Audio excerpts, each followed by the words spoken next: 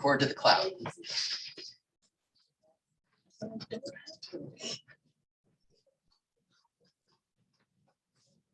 To edit the stuff.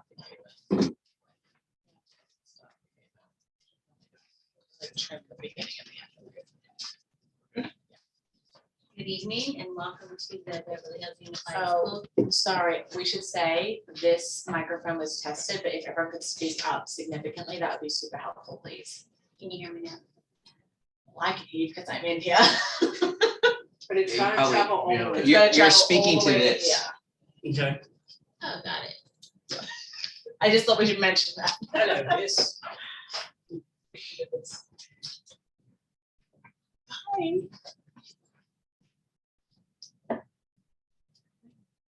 Good evening, welcome to the Beverly Hills Unified School District study session for grandparent permit. And today is June the 6th, 2022, and it is 5:09 p.m.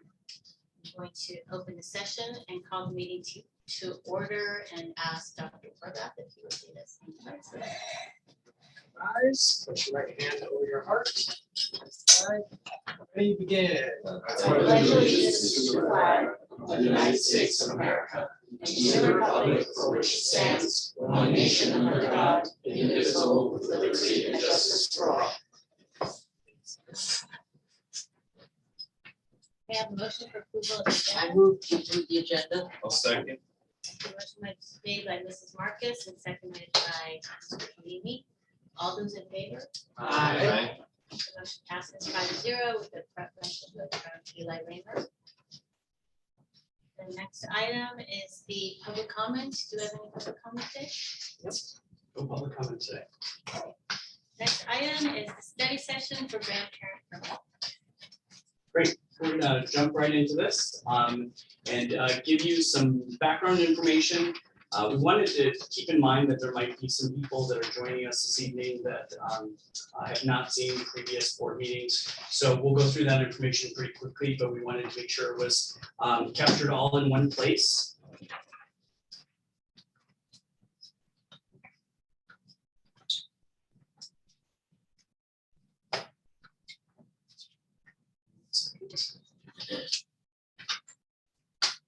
Some things around here.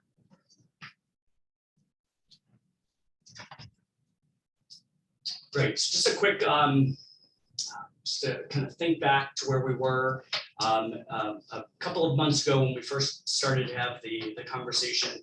The grandparent permits has been a conversation in our school district for the last few years. It's been brought up before. This is the first time that we've really taken a deeper dive into looking at the benefits and some of the implications with having a new permit. As you recall, we sent out two different permits. So we had kind of a macro level permit that we sent out to a broad number of people that were interested. And then we did kind of, it was the survey, thank you, to kind of the macro level of getting people's interest. And then the second survey that we sent out was one that was more geared towards your intent to enroll. And we'll share, again, some of that information with you. We shared that data at the last meeting. We'll share, do a quick recap. And then it was decided that we would have a study session so that it wasn't part of a formal meeting, that we could have this opportunity to have some free-flowing discussion. That's why cabinet members are here as well, to have a more dialogue about what this means for our school district. And we're at that point right now. So as a reminder, we did put out in our 3 local papers, we did put some advertising out to let the community know that this is kind of an exploratory area for us, along with the survey URL to find out and begin to look at what kind of interest was out there. The first that we had was we had 189-ish is what we say. The data is certainly not perfect. It never is when you're looking at this type of data, as well as any type of projections that we're doing. We do know of a few cases where both a grandmother or grandfather from the same family was filling out a survey. We tried to catch as many of those as we could. There's not many, but it's certainly not perfect. And then the second form that we did, the survey, that intent to enroll form, had about 71 respondents, and that we're looking at estimated 122 grandchildren with the intent to enroll form. This is what the macro survey looked like, that first one that we sent out. And some of the responses that we received back from that macro survey were that there were 188 grandparents living within the BHUSD boundaries. We did one person that didn't, but filled out the survey. Years living in BHUSD boundaries, as you can see, predominantly the number of people are really just invested in our city and have been in the city of Beverly Hills for 10 years or more, which is 177 people, respondents. Not that this was a deciding factor in any way. This is more informative for us to look at just the number of people that were interested who own versus rent. And that information is there, with about 84% of people responding that own their property. Then having grandchildren that would be interested in attending, that was overwhelming. People that completed this macro survey, the first survey, with 183 people. So 97% indicating that they would be interested in attending for their grandchildren to attend BHUSD. Then it got interesting when we started to look at the number of, not only the number of respondents, but we started to ask just ages of grandchildren. And so you can see that we have the ages of the grandchildren from 1 all the way to 17. And then we were curious and we asked in the survey just where students were attending at this time. We wanted to get an idea of where students were coming from, and so that information was provided as well. We did get a little bit more specific then, because we wanted to be able to provide the Board of Education with some specific numbers. When we started to talk to you a little bit about enrollment and about registration and what does that look like, and especially when it comes down to the master schedule, looking at the number of teachers that we have, we needed to get a little bit more specific. So we have an intent to enroll form that we sent out. And as you can see here, there were 71 respondents. These are grandparents that spoke. We wanted to get an idea of, did the grandparents actually have a conversation with their children about their grandchildren coming to BHUSD next year. And so everyone indicated that they had those conversations. We did a scale of 1 to 10, just that likelihood of parent consent. We just wanted to get an idea, just another way to ask basically the same question. If parents had given consent to go ahead and allow this to occur for enrollment. And you can see where the numbers fall there, everywhere from, if you look at predominantly, scale of 8 to 10, it's probably 60, 70 people respond. Then we looked at the grades that the grandchildren would be entering for next year. So this is different from the other survey question where we had just the age of what the grandchildren were. And you can see that this, again, it was similar. We could have conjectured the same, that the number of interested kids would be in the elementary ages, TK through 3 predominantly. We do not provide transportation with BHUSD, and so we wanted to make it clear that people would be, although the grandparent resides in Beverly Hills, that the current grandchildren that are interested that would be coming do not, and so we wanted to make it really clear that people knew in advance that transportation was not provided, and everybody understood and agreed. We also asked the parents to acknowledge yearly that students must obtain release from their public school residence. And I will say, and we'll go into this a little bit more today, We try to align a lot of what our expectations are with the other permits that we have in the district, which we'll go into in just a few minutes. But we wanted to, get an idea that people that were interested in enrolling their kids, this is something that happens on a yearly basis. And everyone agreed and understood that that's what would happen, that they would need to get this form. Yes. Question, were they able to answer more than one at a time on this particular survey, this one? They could say, yes, the quality of education and previously attended, could they answer both? Rochelle's looking at a different slide than you are. She's looking at. Before you leave this Page slide, 17. I have. I thought he was trying to talk about. Which one? The Sorry. reasons why they were wanting to enroll That's right. their grandchildren. Are you ahead? Oh, you're Before you ahead. go ahead, I think you're ahead. Yeah. can I ask a question? You're ahead. Sure. When you say yearly, can you explain that? Yeah, so this would be when you are released from your school. Let's use, for example, let's say that somebody works for the city of Beverly Hills. And they are allowed through a permit process to be able to come to school here in BHUSD. They have a form that needs to be filled out that releases them from their school that is their attendance assigned school. And so that it happens on a routine basis. Do they when have to that renew it happens. each year? And it would be a yearly basis. Okay. But I think what I want to note here is that what we didn't ask was like, you understand that you would have to reapply annually with us to be able to send your kid here, right? Like we didn't put that out there. This is about them filing with their local school district to be able to go here. Right, and that's And what we're not gonna talk about. anything- No, Yeah. I know. Yeah. So there's two that's- parts to it, that they have to be released and they have to be accepted. Yes, we're gonna, Yes. yes, and that'll help when we talk about the shaping the policy part, that's where that comes in. Yeah.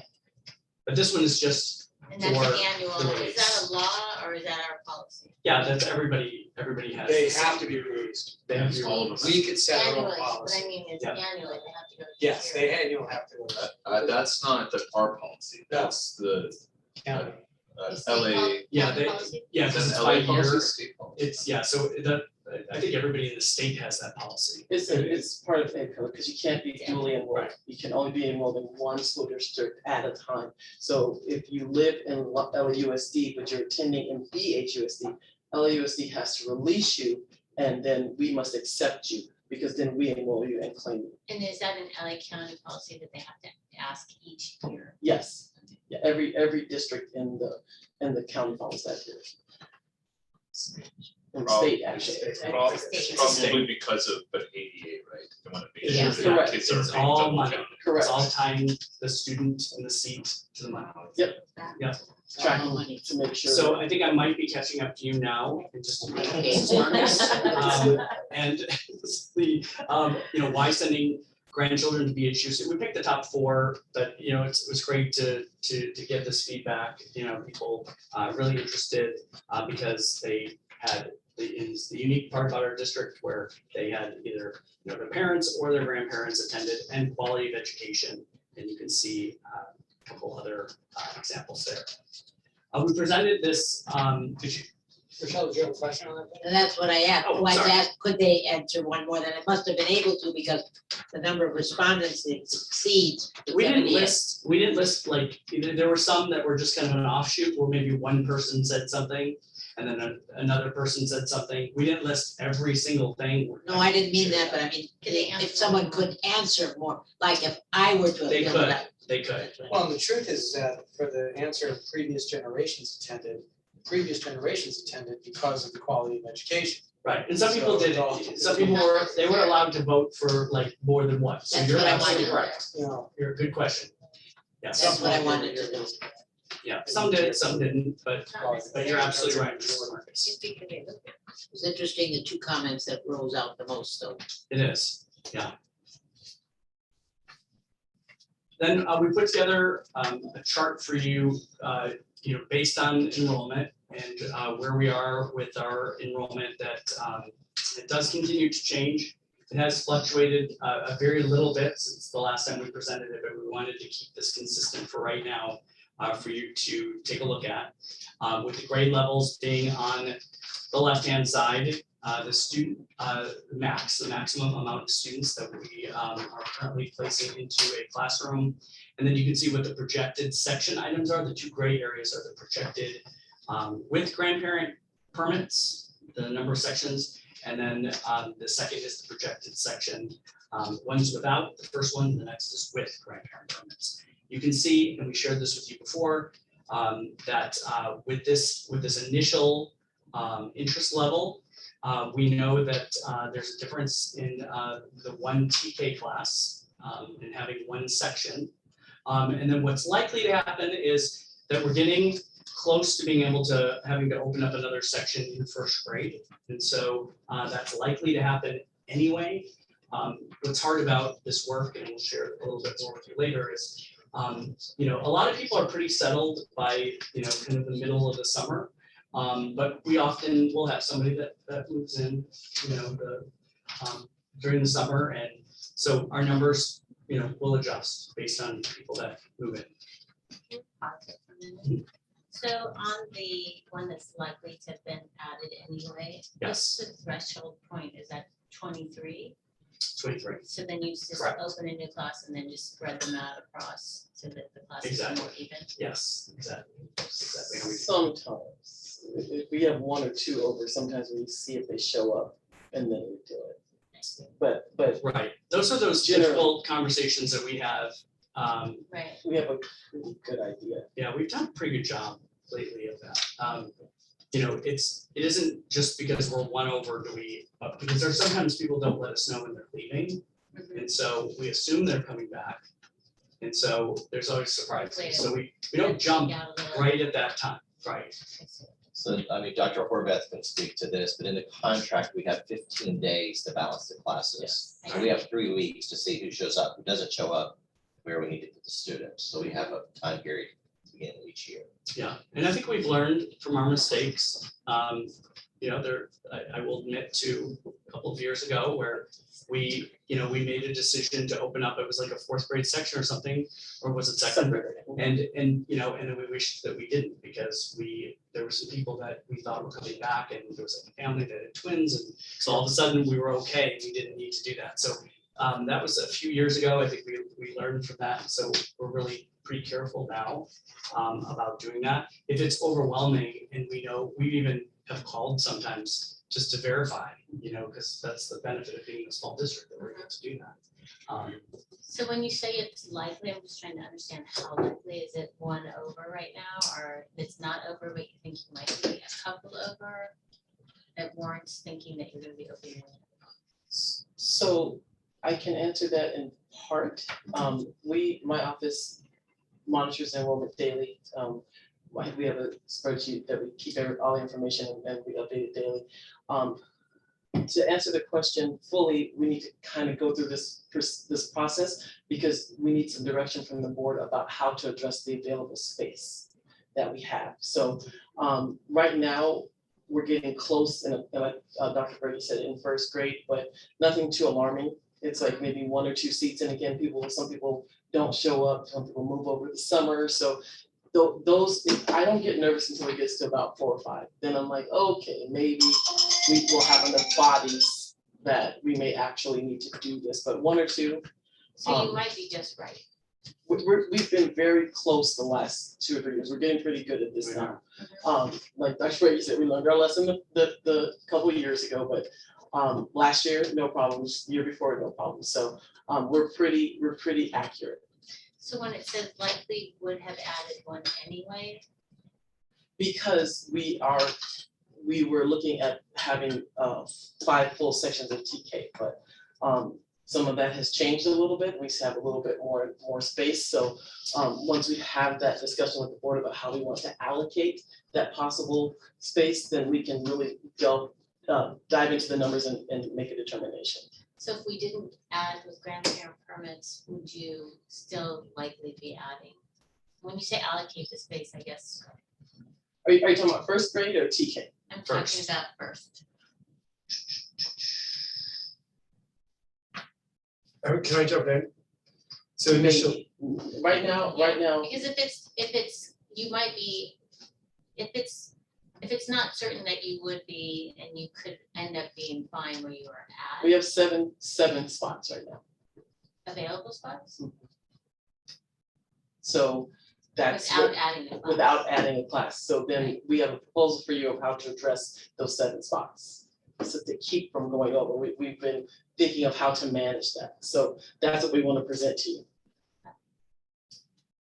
And usually a lot of our move-ins too, it's a hard, we'll go into it in a little bit, but it's hard to determine. Because we often in the very beginning of summer think, oh, 7, this will never happen, and then all of a Seven sudden over or 7? under. Right. Yeah. So one other thing to consider for the board to take into consideration. When I say we have 7 seats available in first grade, that's both Horace Mann and Hawthorne. So if we add all of our permits currently, if a student comes in, they go where we have space. Even if they live in the Horace Mann area, if we have more space at Hawthorne, they would go to Hawthorne. Because we try to keep the classes and the numbers as balanced as possible. So that's another factor to think about. Are you saying there's 7 spaces be total or just there's 7? District-wide, yes. District-wide. So I Yes. guess that's why when I see this, then why would you add a class if you have 7 available? Right now, we're waiting to see what happens, because over summer, we do get, July is very active. We get a lot of families moving in, we have people who are coming back from private school, so, that's when we get a lot of our, people coming in, so we don't know, we may get 20 new first graders, and then that makes us have to add a section.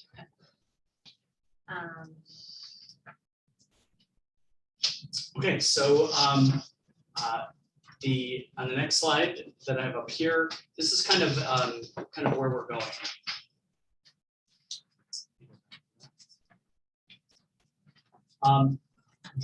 We're gonna go over for you these first 4 that we're gonna go over. They're not very long, but I'm gonna ask that if you have a question about 1 through 4, to just wait if you could, because when we get into the board discussion, we're gonna kind of go back to each one. So it's the kind of thing where one thing relies on another piece of data and it relies on another piece of data, and there's some decisions to be made. Everything that we go over in this first section, we go over again when it comes to board discussion, and it's your discussion with us that will help shape the policy. All right, so this one is me, no, fine. So we had a lot of discussion about how to manage the impact. I mean, I wasn't at the last board meeting, but I did watch it and I listened to all of the board members' questions and concerns. And as a team, we discussed that the main things that we're looking at are how to manage the impact both fiscally and on students. So there have been a couple of different suggestions or ideas about how we would implement this program. One of them was to talk about whether or not we have a lottery system. How do we determine who gets a permit? We did check with our legal counsel. They highly advised against having a lottery just because there are too many variables to control. And someone's always upset that they didn't get picked, and then you have to go back through how they were selected, and it hasn't bode well in some of our neighboring districts that they've also worked in and supported. So we tried to have a more succinct and managed process that is transparent for both the board and the community to understand, so that when you apply for the permit, you know the process up front, and there's nothing that you're unsure about. The other piece was the impact on students. Mr. Helene spoke very, very passionately about the fact that sometimes the students don't start school on the first day of school. We heard that, so we tried to come up with some answers to address that, so that families are notified in the middle of July, so they have time to decide and plan. Either we're gonna go forward with this, or we are going to withdraw and make that space available for somebody else. But students would not be missing the first day of school. That's what we're gonna talk about later. That's why how we would like to, some ideas about how we'll allocate the available space as we move forward. How long are we going to grant these permits for? There was conversation, was it a year? Was it for that time that the student was at the school? or was it for their whole educational career in BHUSD? So that's something else we have to have a discussion about. And again, all of these parameters and all of these pieces are going to help us write the policy once we have direction from you, the board. And then finally, as I already said, families will have the ability to know whether or not they have been selected for the permit by mid-July.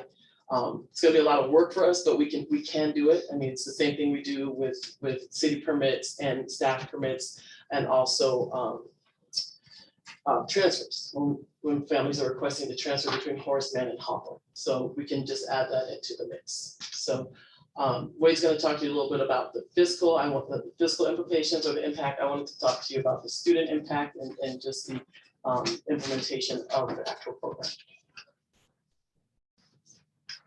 So there are several districts that surround us that have grandparent permits.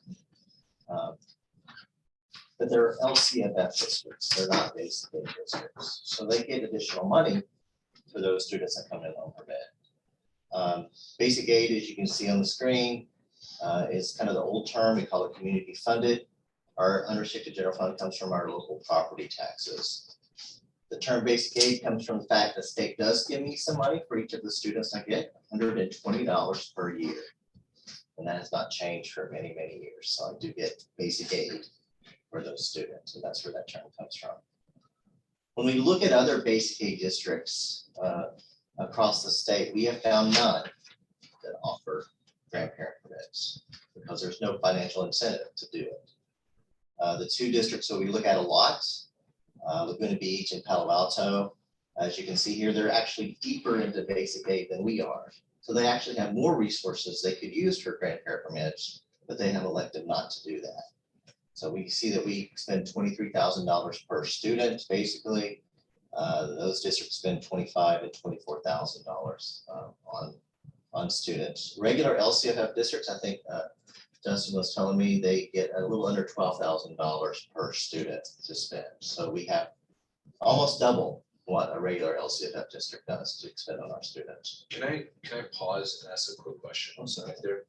One is, I just want it to be uber clear for the community, because I've gotten so many questions about this. We used to have a permit program. Why don't we have a permit program? This is a no-brainer. That's why we don't take in more money for students anymore. Like, I've gotten a lot of questions about that. So That's a great clarification. Just like, so everybody understands, okay. The 23,000 on average that we're spending per pupil, that's not how much money we're necessarily getting from property taxes. That's inclusive of things like the JPA. Yes. Okay, Yes. which is the joint powers agreement, which is money that we get from the city through a contract with them, for the people that are listening. Entitled. Right, entitled money. I'm just gonna make one clarification. Your numbers for the 25,000 and 24,000 for Palo Alto and Laguna, what's the source for that? That was the CADI report that we get from school services every year, and those are 2021 numbers. Okay, thanks. And for There was categorical, they have grandparent permit, right? They do not, they do not. and for title, just so we're all clear, we only receive about $500,000 typically annually to support our students with the intervention programs. So it's a very small amount of money. While we're doing clarifying questions, let me throw out one. Is there a chance that we can go back to being an ADA district? So it's not an option. I don't think we want to. But I'm just being clear, like it's not our choice. It's not an opt-in, opt-out. Right. Okay. I've got one, how does the number $120 per student come into being, and does that change if we have more students or not? No, that was ed code from decades ago, so it hasn't changed. Great question, so I know we talked a lot about having to add additional sections or additional teachers. There's other costs related to bringing our students into the fold, if you will. You look down there, you see the technology costs. All of our students get a device depending on the grade level, and you see the costs there. The secondary students also get core curriculum, and thank you, Dustin, for those numbers for the cost of textbooks and other curriculum. And there's also indirect support costs. So if we bring more students in, I'm going to need maybe some more food service workers. I may need some more counseling time. There's always impacts of having additional students. just further secondary support, if you will. I'm not, sorry, go ahead. I know we're not doing questions, I just weigh to that, I would say that we're staffed at a certain amount for those things right now. Our demographics are showing continual drops in residence attendance. So this would just really be supplementing. I don't know if we'll be more based on that. I think we'll need to keep the status quo, but I don't necessarily know if we'll be more. In districts with declining enrollment, what eventually happens is, first, unfortunately, and it's sad, you lose the teacher first. But eventually you lose support staff. Eventually you lose a custodian or a librarian or someone. It just takes a little bit longer. But as the district right sizes, it does have to hit its classified staff and its administrative staff eventually, as districts lose students. And finally, there's an issue with special education and the cost of special education. Do you want to jump in, Ms. Chisholm? Yes, so what we have here, and this is also an issue with our current permits, we need to have some discussion about whether or not we want to establish what we call inter-SELPA permits, meaning that there's an agreement between the sending SELPA and our SELPA, special education local plan area, to bill back the home district for what we term the excess cost for the provision of special education services. We don't do that currently, and that is one of the areas that I have concern about, because we cannot deny a student because they have an IEP, but we need to look at the cost before we do so and enter into an agreement. We have such agreements with other districts. We actually pay some other districts for students that we send there for various reasons. Not a lot, but we also need to look at receiving those funds when we accept students with IEPs for things like, one-on-one aids, type social services that they have on their IEPs that we must provide because it's part of the IEP. So to clarify, you're saying if we accept a student on the grandparent permit that is an IEP student, that we would bill back for those. So there would be some additional that steps. district. Yes, there would be some additional steps from my office. That's the recommendation. Now, here's the thing, the sending district doesn't have to say yes. So then we have to make a decision, knowing that we were taking in on that cost, those costs. Yes, Dr. Singh. You're saying within district, but then you were saying within SELPA. So our SELPA is currently what, Santa Monica, Culver City, Culver City and Beverly and Hills. us. So maybe- anything outside of that Which is a would be, different give me an SELPA. example of another adjacent SELPA. LAUSD. Yeah, just, Where's Yeah, that they're one? part of Southwest SELPA. oh, okay, Yes. so that's a huge one. LAUSD. Right. Yeah, Warner. LAUSD, because a lot of the students are Warner. yes. That's LAUSD. So that's a different SELPA. That's why we call it SELPA, just SELPA, because Right. it's not a district to district. The release from the district is separate from the SELPA. Which piece. tell them what it stands for again. I don't- Special Education Local Plan Area, SELPA. So if many of the students are from Warner based on your survey, Mhm. it would more likely be a district to district. Well, it depends on it depends on what's in the IEP. I mean, if it's something like, specialized academic instruction, and we already have, teachers and our classloads our caseloads, are able to take on the additional students, the impact is minimal. Mhm. But if you have a student who comes in who needs hearing support and something that we call PART, which is expensive, and you have somebody they're physically translating it for the child in person every day. They have behavioral supports, or they may need a one-on-one aid because they run out of the school. That's something that we need to look at. And it's not necessarily grounds for denial because we're not going to discriminate, Right. but we need to have a conversation with the sending district to say, how much can you fund? And then we'll take on the rest, or we will pay, and this is the agreement. We need to have that agreement ahead of time. Just to add one other point to that. So a district like LAUSD that's going to release a special ed student may not want to fund the special ed cost. Additionally, that district is losing the ADA for that student. So they may say, why would I release that student? Because I'm losing the ADA. And now you want me to pay for their special ed costs? They're not going to do that. I see. But Why then do that's a conversation that we would have to have with the family at that time. And Why what is, do we? Can I ask? Why do we do Sorry, it? why do we pay? You said we pay other districts. They're for special ed very, costs. very, very few, and it's their specialized circumstances, and they're going to schools that we don't have the ability to support the student, like our whole continuum. we don't have the support. I mean, one student is very, very medically fragile. And they go to a specialized school where most of the students are in wheelchairs, and they have specialized PE where they have lifts and things that we don't have on our schools to do, but very, very few. I think we're down to 3. Say 2 or 3. Yeah. we go. Can I Kids just ask first. a quick question Kids about first. are you saying, let's just say, That's why. And everything in that student's getting is in their IEP, so it's not something No, I understand above and that, beyond, yeah. it's from the way you framed it, it made that, Oh, like we're switching, no. no, that we're the only district Right. that even supplements those. No. costs, and no other districts would do that, especially. if they're- We also have some that go for like the School of the Arts. Yeah. We don't pay the ADA to them. And where Wade's coming from is if you look, everyone's shrinking in public education, especially with the Los Angeles County. Just there's not a lot of kids that are living here. And so there are automatically losing ADA because they're having lower enrollment. Versus like we, even though we may have lower enrollment, we still have the money to be able to then Right, spread it even I further. don't think I was clear, I was saying that you had said that you could bill back other districts Mhm. for the special ed expenses. Mhm. And then you said that we do that, we pay that for. Right, because they're Placement. providing the special education Right. services in their district because we don't have them here, and they go through a permit process. That inter-SELPA permit that I was discussing, it's a written agreement between our SELPA and their SELPA, and it delineates who's going to pay what for that student. And So that's what I'm proposing So for us. that's known beforehand. Correct. Right. And that's what I'm proposing for us, so that we know the fiscal impact prior to enrollment. Right. Because that was something that I found that was not a part of the discussion when we did the previous permits. And we do have some students that we've accepted that do have specialized services that are costly.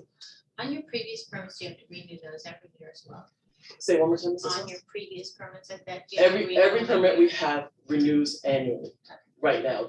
And we only have 2, the city employee and the district employee. You're jumping ahead. Sorry, but yes, they do. Right. I have a question.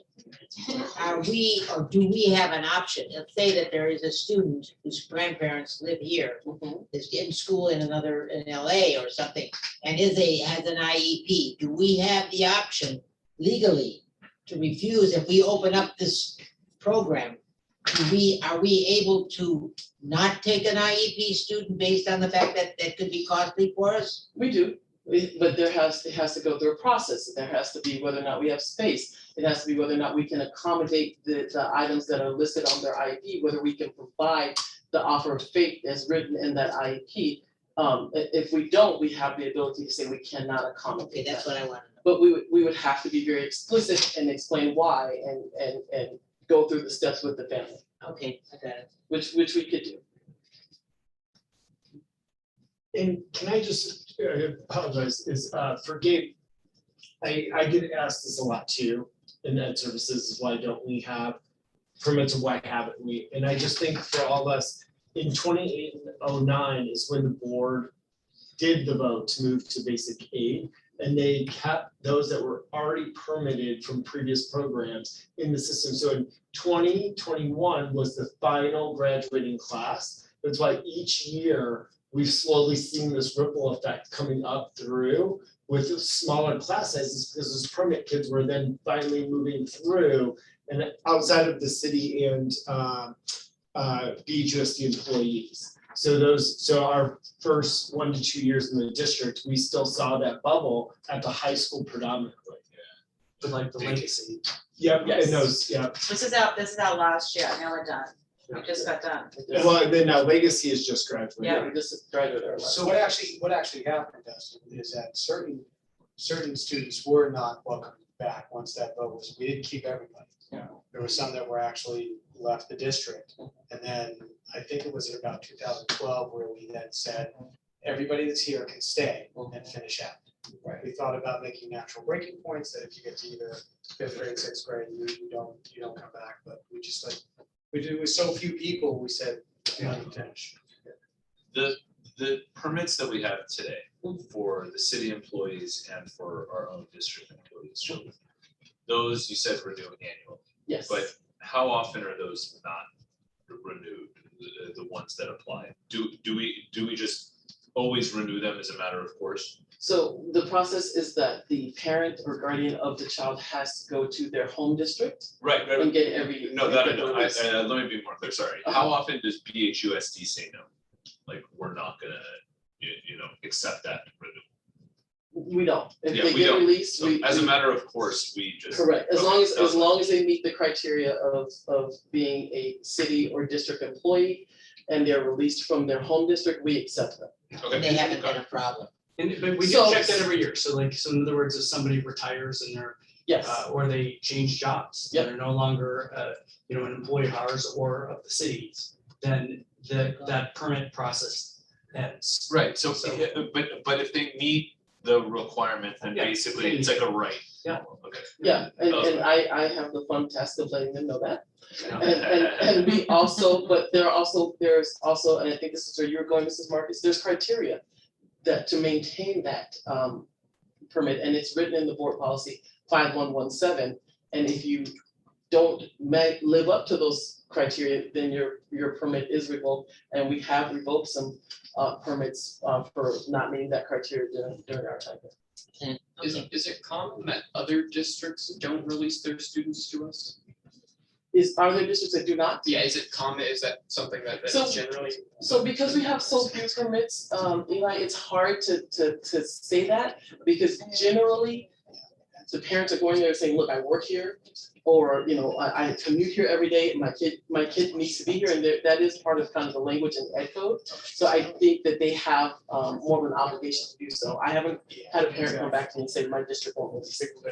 If you live, yeah, and work. If you live and those are work, yeah. not- A lot of districts stop because of the Yes. ADA loss, but for these reasons, Yeah. that's.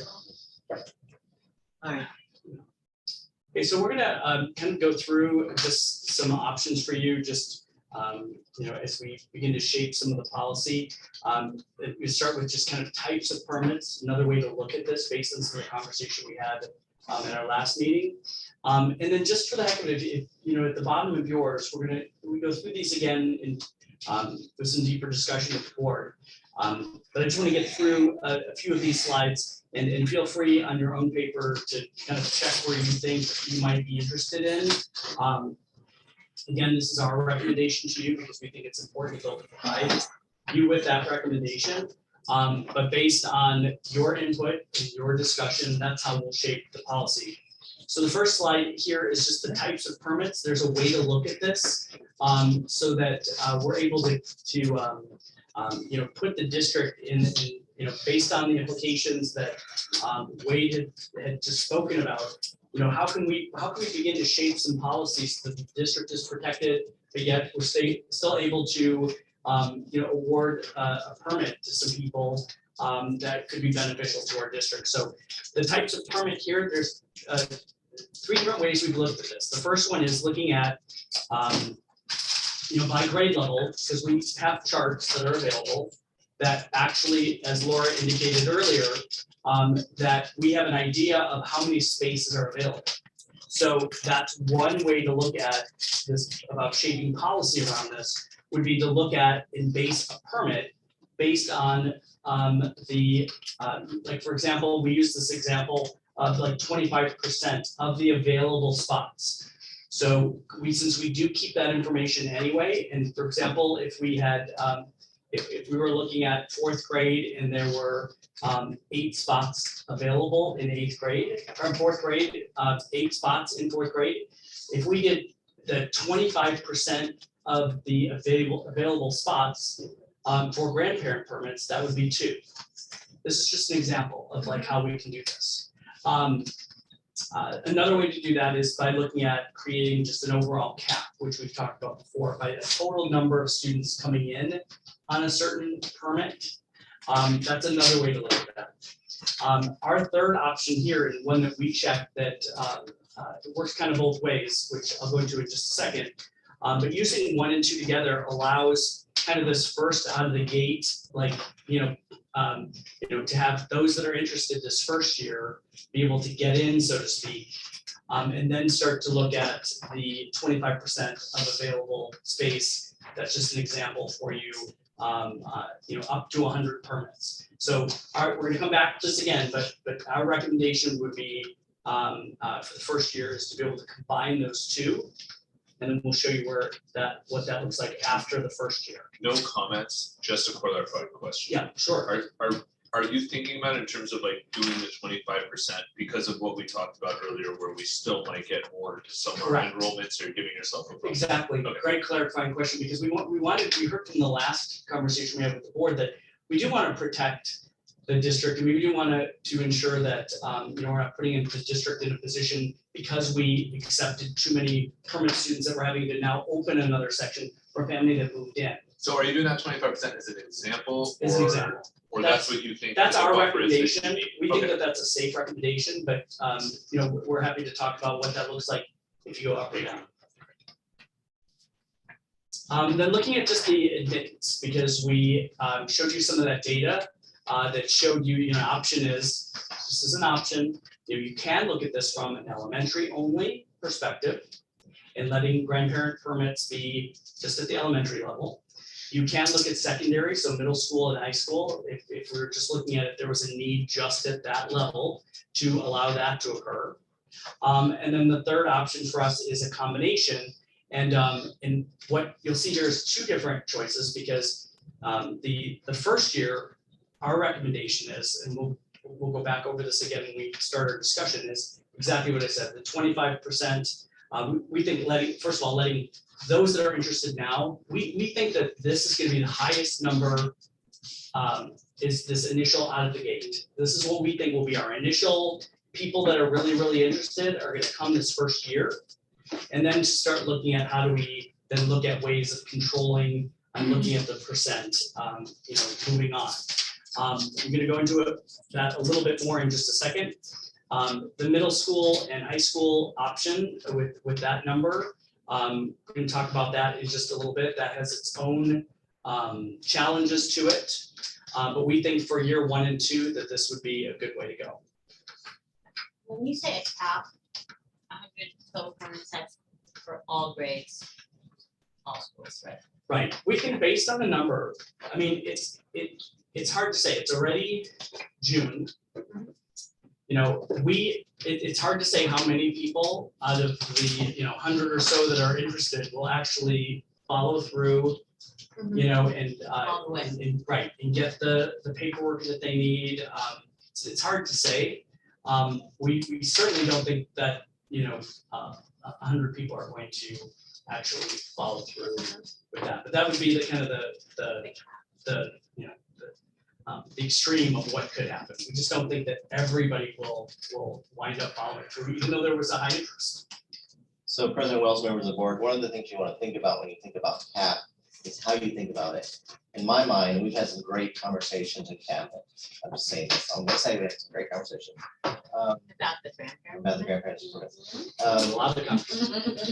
Is that cap, for me, the cap is a cumulative amount. Because as this program matures, you'll have more and more permit students in your system just by the nature of the permit policy.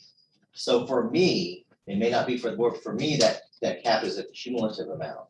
So in 3 years, I count the number of permit kids, and if it's under 100 or 500 or whatever the cap is set, then we're good. But if it's not, then we have to come back and take a So look there's at it. never more than the cap in Right. total. And that's a at any cumulative given time. number, not a each Each year year, number. right, that's what I would ask. Yes. Thanks. And there's also a annual thing that the board has to do annually. We set the cap for each We go back. permit annually, so Right. that's something that we bring to the board, I believe, in beginning of September annually anyway. Yes, we do. Okay, again, just clarifying Yeah, question, I sure. wanna make sure I understand. So what you're saying here is year 1, will consider admitting people kind of all over the place throughout Yes. the system. Yep. Elementary, middle, high. But year 2 onwards, we're not gonna accept any new permits. Well, Your recommendation would be, we don't accept any new permits for middle or high, only starting in elementary school. And Yes. then they can yes, renew up. and we'll show you why in just Okay. a second. But yes, I just wanna you're understand absolutely right. correctly. You're absolutely right.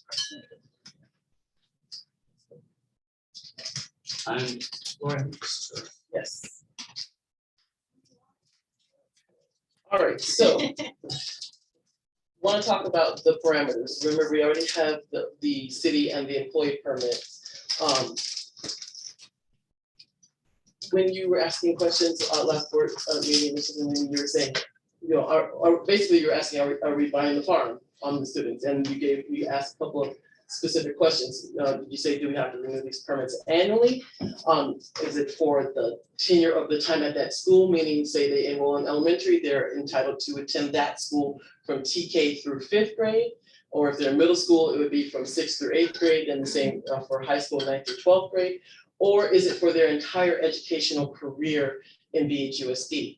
So what I need the board to take into consideration is for our other 2 permits, as we've talked about already today, those permits must be renewed annually. So if we select something different for this permit, we might be making some kind of inequity and also causing ourselves to have a cumulative effect, like Wade is saying, because it may have a rollover effect or a cumulative effect year after year. So just would like you to take some time to consider how you want to implement this particular permit, because that will also be how it will need to be written into the policy as well. From the shaping the policy here as well. So I want to make sure that I understand. So we're saying on the one hand with the other 2 permits that exist today, we have an annual renewal process, but they're renewed by us as a matter of course. We don't. As long as they're released from their home district and come to us with a permit, we accept them as long as they meet the requirements, you know, they're Right, the other pieces. but it's essentially a rubber stamp as long as they meet the requirements, right? I really- Whether or not yeah. there is room for them, and we, like, for example, if a city employee, Mhm. right, on an annual renewal, they're already in our schools, and they come to us in year 4, year 5, they're gonna be a 5th grader enforcement, and we would have to open up a new section. I've told people no, I've told people no, But we have told and people. I've told them I That's gotta what wait and wanted to see. understand. And we've also had families with TK students that were not admitted.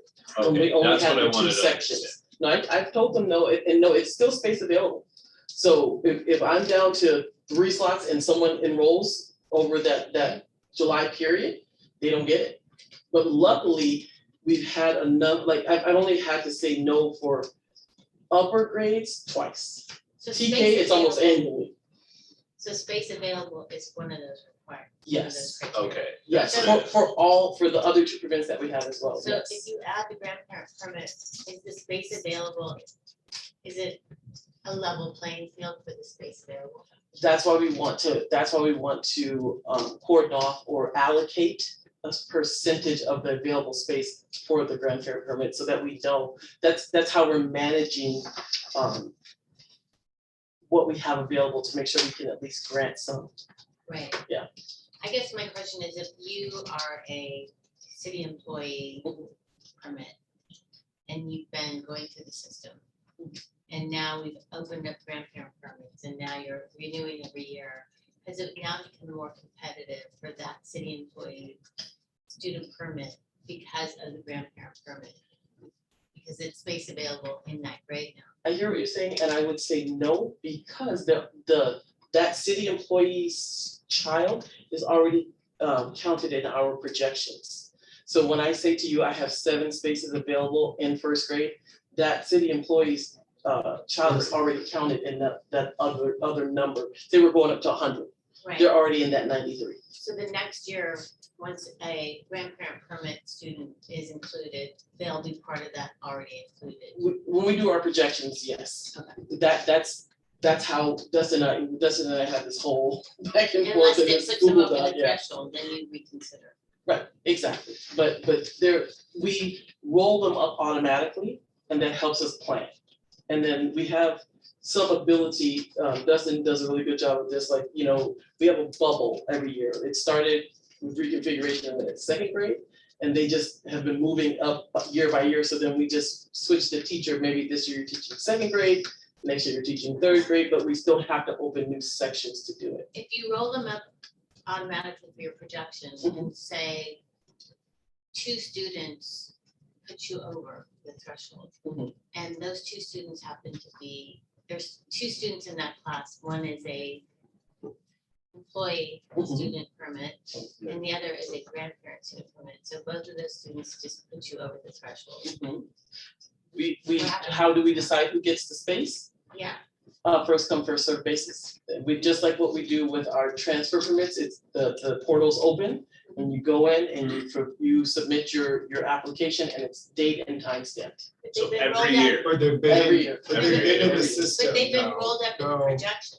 No, what Mary's asking is, if they've been enrolled within the district currently, if it's a city or an employee, they're part of that rollover. They're they part of that stay. roll up, yeah, Right. they're in that base number. But so, and now in the next year, you've already implemented the grandparent permit, so now that grandparent permit student also gets rolled up. Yes. But in reality, say those 2 students that are now permit students, they just made you open a new section. No, so that, because if we, so the roll-up process, and it's a great question, so is where Laura was trying to elaborate is, let's say the 2nd grade, and so there's probably more than just maybe 1 or 2 permits. So we've already staffed at that 5 sections, so as we're rolling up from 2nd grade to 3rd grade, and we need those We 5 absorb. sections, those 5 sections move directly up. So we're not opening up a brand new section, we've already allocated that section. So if we, in examples, if we were to move these students in this year,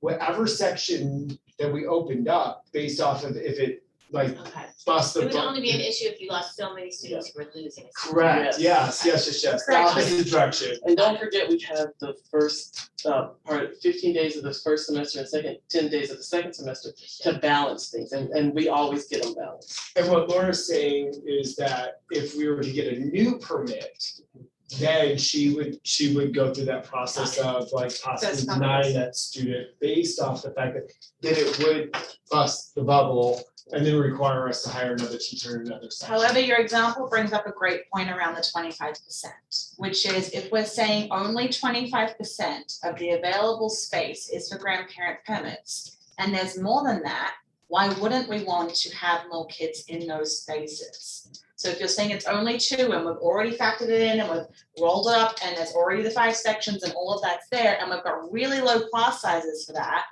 why wouldn't we want to perhaps have it 50%? So that's why that percentage is on the table for board discussion when we get to the next section. And that way, so it doesn't bust the bubble. Right, but at that point, maybe you could have an exception or a discussion versus having your baseline. Well, there's another way to solve that problem. You could leave it at 25%, but if you set your cap at 100 and you're not quite at that 100 yet, then at that You could point, you could reallocate Yeah, to get up to add to Right. that. One other, just to complicate it just a little, just so you know, just put it in your back pocket. wait, before you complicate it a little more, can I get clarity on what we were just talking about, because I didn't understand, I'm sorry. Okay, fact pattern, you have about 20 available spots in a class, right? And the 17 of them are from kids that have already, who actually live in Beverly Hills, okay? You have 2 employee permits and 2 city employee permits, 1, let's make it more simple, 18, right? There's 18 students In that the, actually live in Beverly Hills. You have 3 applications, And right? 20 One slots. from a city permit, one from a BHUSD employee, and then a grandparent permit comes in, so, and we only have 20 seats. right? Okay, all right. In this example, just so everyone's aware, that's not ever the number, it's 21, 23, 29. Yeah. No, Yeah. right. I'm just, for the Pure public record, Pure I'm making, hypothetical yes, to just, for ease of yes. my So we understanding. got 3 applications, two spaces, okay. But that would be part of the Hold policy. on, creation. I want to hear the rest of this question. Right. I have a clarification. So Yeah, we if did switch to the city employee and the BHUSD employee, if their student was already enrolled last year, they'd already be included in the projections, and then we wouldn't even have space for a grandparent permit, so that's that. So, right. but also, the piece that we're not teasing out is that these are new applications. Right. Because if they were already enrolled, they're in the They're already 18. in. Exactly, that I got, no, Yeah. that That's I all on got, top and the that's- I'm bubble. just clarifying that piece, but now here's my question. let's say that it was only 17 from the city, we were able to accept all three, we accepted all three, great. Now, next year, Mhm, we have some new kids that come in, mhm. right? And would we open up a new section for those three permit kids? Because now there's 18 kids Plus- from the BH that actually live in Beverly Hills. Plus the And three. you have three kids that are on permit that we've already had in the school district. So I think this Okay, is where Wade was going. So that's my question. So What I- do we do in that? I think that's where Wade was going, but a couple of things, kids come and go. So this is a high probability that someone would leave, one or two kids would leave to bring us back down. But there's also provision in the MOU, is what you're gonna talk about. Where we're able to pay the teacher for the overage. Yeah, but that expired, that MOU expired, but in the, one of the options though, Gabe, is that, what is the length of that permit? So what are we saying that we're gonna guarantee Right. the community? Is it, are we gonna keep that, yeah, are we gonna do it Well, annually? that's not my question. I'm already clear that we're not guaranteeing anyone a spot, Well, but. right? Oh, But we That's not could, clear. but we could. The length of the permit would Is dictate relevant. whether or not we had to open up the section. So if we said to the community that Yep. we were gonna keep Yep. the permit for the length of elementary school. Yep. Then Or we have the to, length of BHUSD, so once we accepted that permit, even though they have to resubmit based off the guidelines, like maybe they're a discipline issue. Or they're failing all the courses, or they become a burden on the community, on the BHUSD, we can eliminate them, but if we say, once we've admitted you in that initial round, and we're gonna keep you for 5 years, then we would have to open for another. Which is why this slide was grayed out as being something that was up for discussion, and then we said, okay, we wanna acknowledge that the board brought it to us in the last board meeting as an area to talk about, but we think that it's problematic to make guarantees beyond a year for I'm not exactly even, that reason, okay, yeah. so to be clear, I'm not even like disagreeing with the recommendation of the administration. What I'm asking is, how do we then, prioritize which permit kids we're gonna accept for those 2 seats that are remaining in my hypothetical? First Which come, ones are- first first come, first serve, and that's the time Well, and date. so that- first come, first serve on the renew, because now, No, the initial. remember, On new one. hold on, remember, in my fact pattern, the last fact pattern I gave, these are kids that have already been going to BHUSD, all 3 of them were now So they're not renewal of resubmitting a permits. new application, they're already in my 18. But I think what The only- Mr. Halimi is saying, the if they But are. we just said, hold on, but we just said we may not open up a new section. If we can't open up a new section, we decide not to open up a new section. We can only have 20 seats and we have 3 renewals. Who's not gonna be accepted for the following year? Who are we making that? So the phone call renewals, to? I think we're double dipping. The renewals are already in my 18. The only way that I would have 3 new applications would be kids who are not already in Not that new class. applicant, sorry. They Not new are. If they're already here and they were here this year on permit, they're counted in my projection. No, but what I'm saying is there may be new families that now move into Beverly. Okay, so So then, I'm just asking like, how we then prioritize, it's just something we have to think about, even I if think we we- I go think we have with the a- board, with So how do you the do that? administration's recommendation. I think we have a We have way to think about how we would to address prioritize those kids. so it would be like what we do with when we open enrollment. We announce enrollment's opening, or let me use transfers, that's better. Yeah, I was about to say elementary transfer. Elementary transfers, we announce it, we post it on social media, we send blast out through Parent Square. Transfers are opening on Monday, June 6th at 5 p.m. They will be open until Friday, June, whatever this is, at 5 p.m.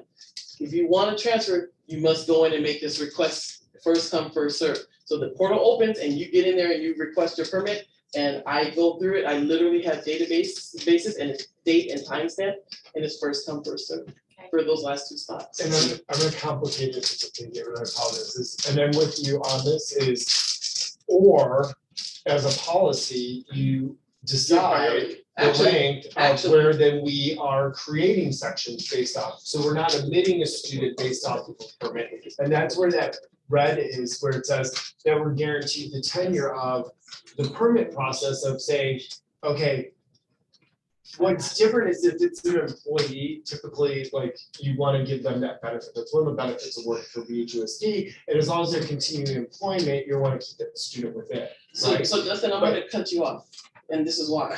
we've already addressed this. There's language in board policy right now that gives the priority. What is it? I'm gonna look it up, right, so then we just look at this, I'm Because I pulling it think up right the now. question- You know what I'm talking about, Dr. Brady? Yeah. If I'm understanding this correctly, if you have you have one class and it's holds 20 students and you're going to open your class, you're looking at your class for the next year and you have 20 students, and 3 of them happen to be permanent students that you're rolling out into the next year. And then when it comes time to open up for transfer students, if I'm understanding this correctly, transfer students could be students that are transferring because they moved to Beverly Hills and they live here. Our only transfers are from Horace Mann to Hawthorne or Hawthorne to Within Horace the Mann. district. So what if I moved to Beverly Hills and there's a 3rd grade class that has 20 students? And I have a 3rd grader and I just moved here and I want my 3rd grader to go into that 3rd grade class. And you have 20 students and you rolled up 3 permit kids already. And I come to you and I say, I just moved here and I have a 3rd grader. What do you do? So I enroll you, you are Priority. guaranteed to be enrolled, but you go to where there's space available. So you may be attending Horace Mann the first year, and then you can request the transfer back to Hawthorne your Right, but second year. either way, let's just say that puts you over, say you didn't have Hawthorne, you just had one Then we school. have to hire a teacher. Then do you open a That new was my section question. when 3 of those students So. in that existing class are roll-ups, Do you want or my do you answer? take one of I those do permits? answer. No, we don't. We open another haven't section. done that No. before. So what President happened, Wells, how do you decide that those 3 permit students that were getting rolled up? you would have a conversation with those families and say, unfortunately, we've had residents move into the city of Beverly And there's Hills. no longer space There's no available? longer space available. You'll have to go back to your home school. Okay. That's the way it should work. I Our last understand. Which And is- that- wait, which is what we wanna let them know And in by that scenario, July. if there's more than one, Mhm. you have a priority of who you would tell first. Yes, that's what I'm And looking then for As right long now. as it's done by July 15th. That's what I'm looking for now, because the Yeah. current work policy actually says who gets what and where and So it might the be 4 criteria. employees, then city, like Yeah. BHUSD That's my employees, question. then Yes, city. it's Do already we in have a board policy. hierarchy between And then those? where I'm does the holding it up right now. grandparent permit? fit That's in what we that? have to decide. Right. That's the conversation that we need to have with you tonight, so I'm gonna pull up that language so we can discuss it. Do you have that First in, last conversation out? with people before they even? I mean, a enroll that hybrid could could happen? be what Dustin is It's obviously saying. gonna be in our policy, and Huh? it's gonna be in our policy and it will be on the permit. Okay. A hybrid could be what Dustin was saying, which is first in, last out. So if you came down to that, you could say, if you have been in the longest, then you would be the last to be asked to go, and say the other, if you had 3 students, maybe 1 came in last year, 1 and 2, you go by whoever came in last goes first, goes out first, if that was a scenario. I just want to say that in our history since I've been here, we have never removed a permit student in favor of a resident student. If we are tapped out, we open a new class to accommodate. You treat, True. once we've had the tradition that once a student is a student of our district, they're a student of our district. We don't want them to leave. Critical mass is becoming an issue. The whole point of this is to grow numbers. That's right. So we need to find a way to make it work as economically as possible. I would not want to get rid of students. Now, grandparent permit students really haven't had, so they haven't been part of that discussion. But the other 2 permits that we have, they have never, ever, ever left in favor of a resident. They're So treated you've like. never residents. used that scenario that you just described? Not for Not city or not employee in 11 permits. years that I've And been. let me Unless- tell you, unless they violated why. the I'll tell you why. For employees, that's the catch you get to get good hires, because you can have their kids home.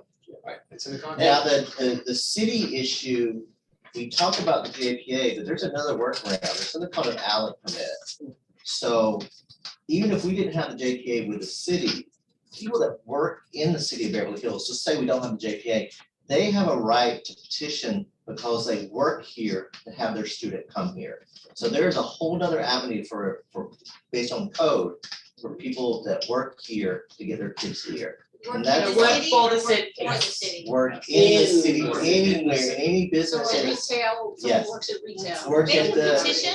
yes. We can petition, we don't have I to. never did petition.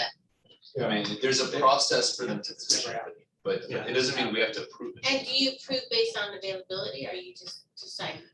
We don't accept at this point Because because we we're don't not have, basic we haven't had space and we're basic aid. And we have the JP agreement and our board policy and the But it cap seems that like- says we only have these. Based on what we're saying, if that's not the scenario, and it is a benefit for employees with children, we should change the policy to reflect that.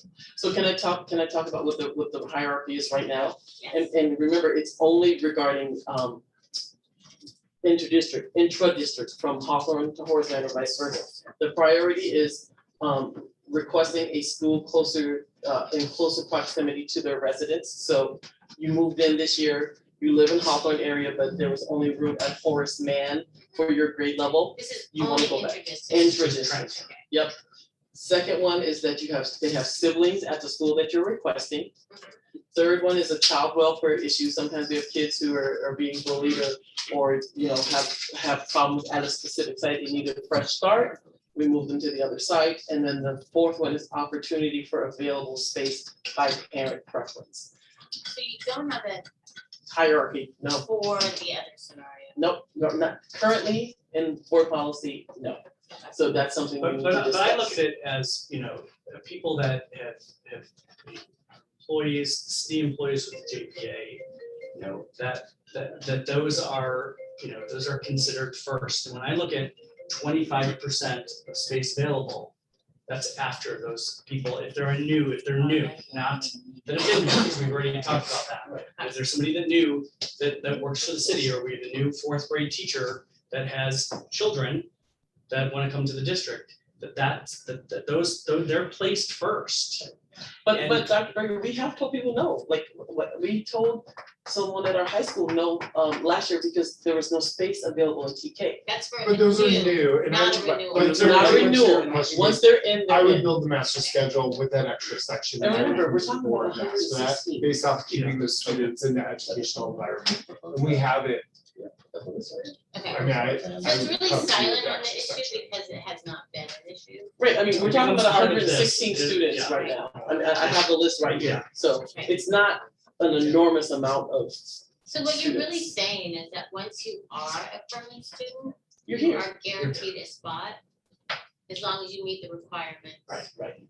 Though we are not, That's what it's saying. but putting it in Mary, all. we are not contractually obligating ourselves to do that. It's still left open, it's still an annual renewal, It's but silent yes, on it the sounds like policy, we're but in making, practice, that's what you're doing. yeah, yeah, in Policy practice. versus practice. I think that's the ethics behind it, is like, Yes. if we're getting the student in their foundational level, and we're gonna provide a permit, we really wanna be able to Which is why we grow grade and out this nurture slide. that kid. Right, so I think the question for me about that is I agree with that from the kid family standpoint. From a financial standpoint and how we continue to add students is the total cap of the number of permit students you're going to have protect you from fiscally putting yourself into a potentially bad position. Yes. And when I say total cap, that means total cap for all permit students.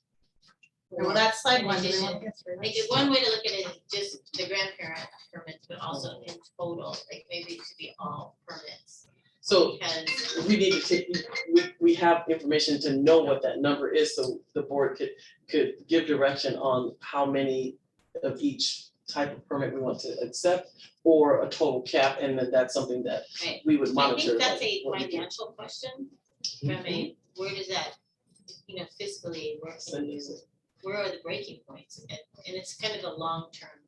Yeah, so let's finish this, Longitudinal. because I think you've got a slide here, we're almost finished with the recommendation. Yes, and so then the other piece that we wanted to talk to you about is, do we want to have a requirement of length of residency within the in the policy? We did look at some of the surrounding districts who are not basic aid, who do have grandparent permits, and they did have residency requirements. And from our data, it also showed that most of our grandparents have lived here 10 years or longer, but that would also be a way to kind of limit the amount of permits that we may So receive, to be request to clear, receive. living and not home ownership. So you could rent for over 10 years and qualify. Yes, Right. living within the attendance boundaries of BHUSD, yes. We cannot delineate between home ownership and renting, but we can say you have to have established residency here for a amount of time. When you say we cannot, is that what What's- our what do we- lawyer? I'm just asking, but sorry, I'm Yes. trying to understand the. Yes, that was a recommendation from our legal. team, yes. Yeah. I think that's right. So that's another question that we want to discuss with you. So just kind of summing up, to open up the discussion even more, is to, you know, we acknowledge the fact that, again, that it's June. You know, we are ready in the start of our summer. People are really interested in the permit. You know, that we believe as a cabinet to, you know, for this school year, for the 22-23 school year, it's gonna pop that bubble, you know, allow the people that are interested, that follow through, that have the information, you know, that we have places for them. And again, this is if everybody comes, 100 elementary, 19 middle, 3 high school. And again, it's anybody's best guess whether somebody's gonna follow through at this point, but we do believe that just, you know, the initial out of the gate will be the most interested at one time. And then to go into the following school year, you know, just, and this may sound counterproductive to the reason that we first began to speak to you about grandparent permits with our middle school and our high school, but based on looking at some of the financial implications and some of the other issues when people transfer in after going into the 23-24 school year, is to kind of focus on that elementary student, you know, coming into the district. Because it is a little bit harder when, you know, we're looking at just when people are coming in from different places, if people are coming in with different if they're taking different courses at the middle school and high school, and where they're going to go. We have a need for our backup program. You know, but in some areas, you know, we're full in some areas. Right. So, but by getting people at the elementary level and build them up in BHUSD curriculum, which is really important for us, we believe that will overall provide a better education, and we're able to plan better for those students that are moving up into the later years. What's the So what, distribution? let in me the- get something clear. Are you suggesting that we don't start in 22-23 with any of the grade levels? No, our recommendation as a cabinet is to allow the people that are interested next year for the 22-23 school year, anyone that's interested, because we think that that's gonna be the biggest, you know, that's gonna be the largest enrollment, is if we do this now. You know, we're not going to have 100 people the following year. We think that the biggest impact would be for next year, and to allow those people that are interested, TK through 12. But beyond that is focusing more on the elementary student and building that student within BHUSD. And when you say the cabinet, you mean everybody will wait, right? Yeah, I'd like to have I wanna know how many classes that's adding, like, what, I mean, I think what happened to the 25% of available space and the cap?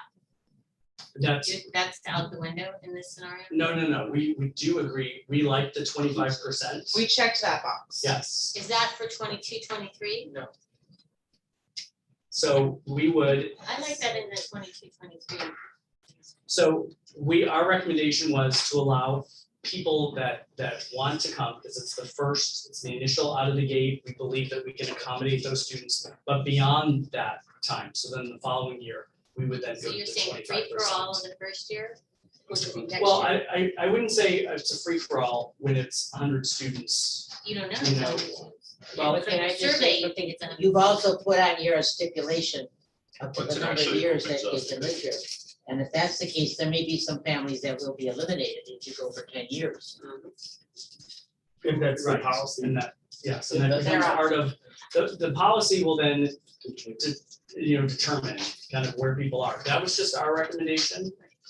I like the recommendation with some controls on the numbers.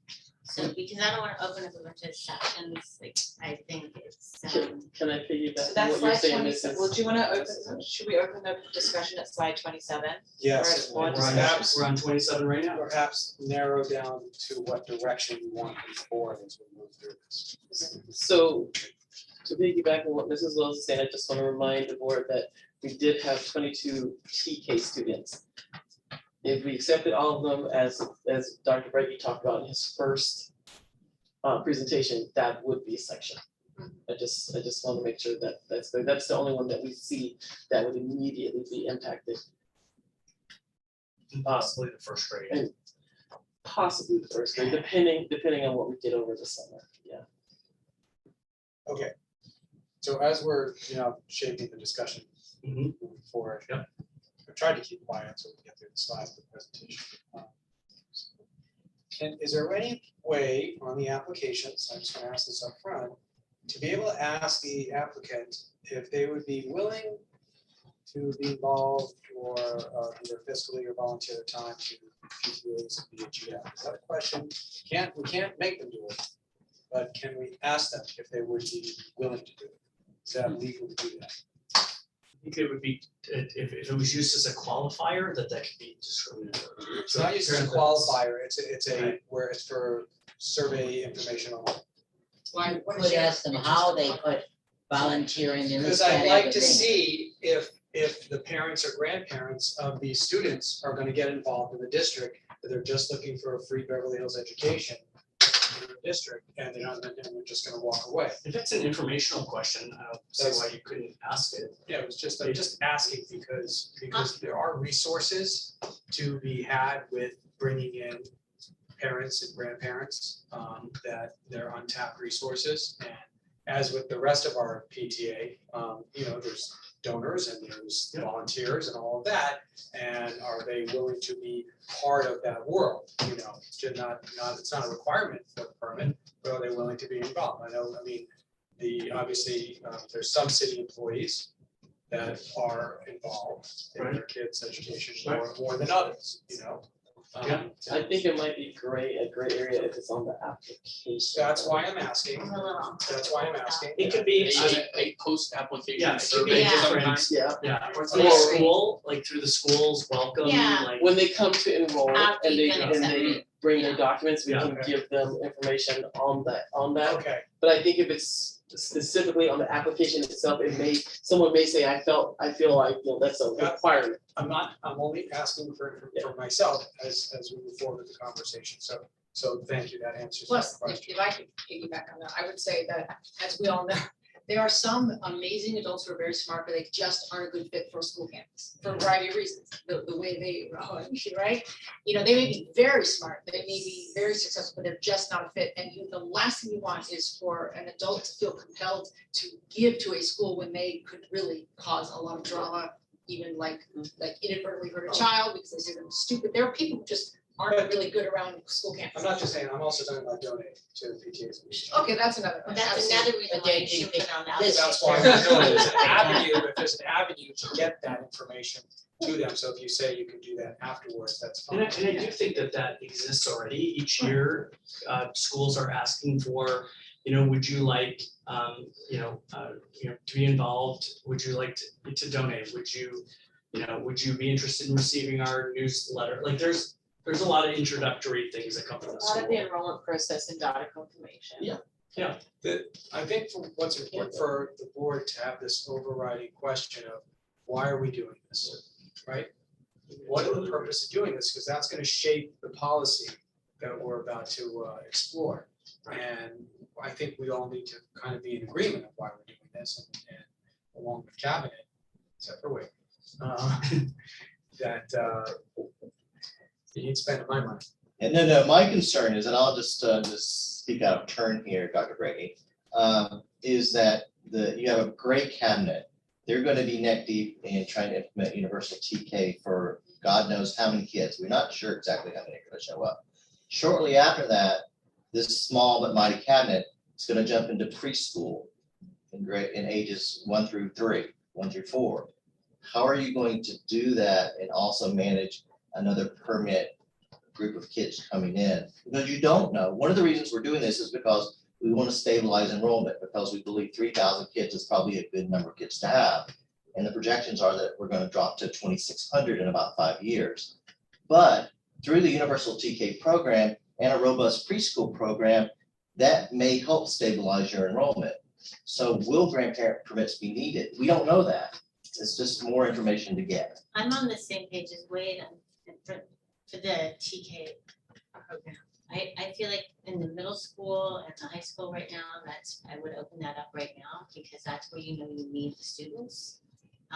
My fear is that we are already adding TK.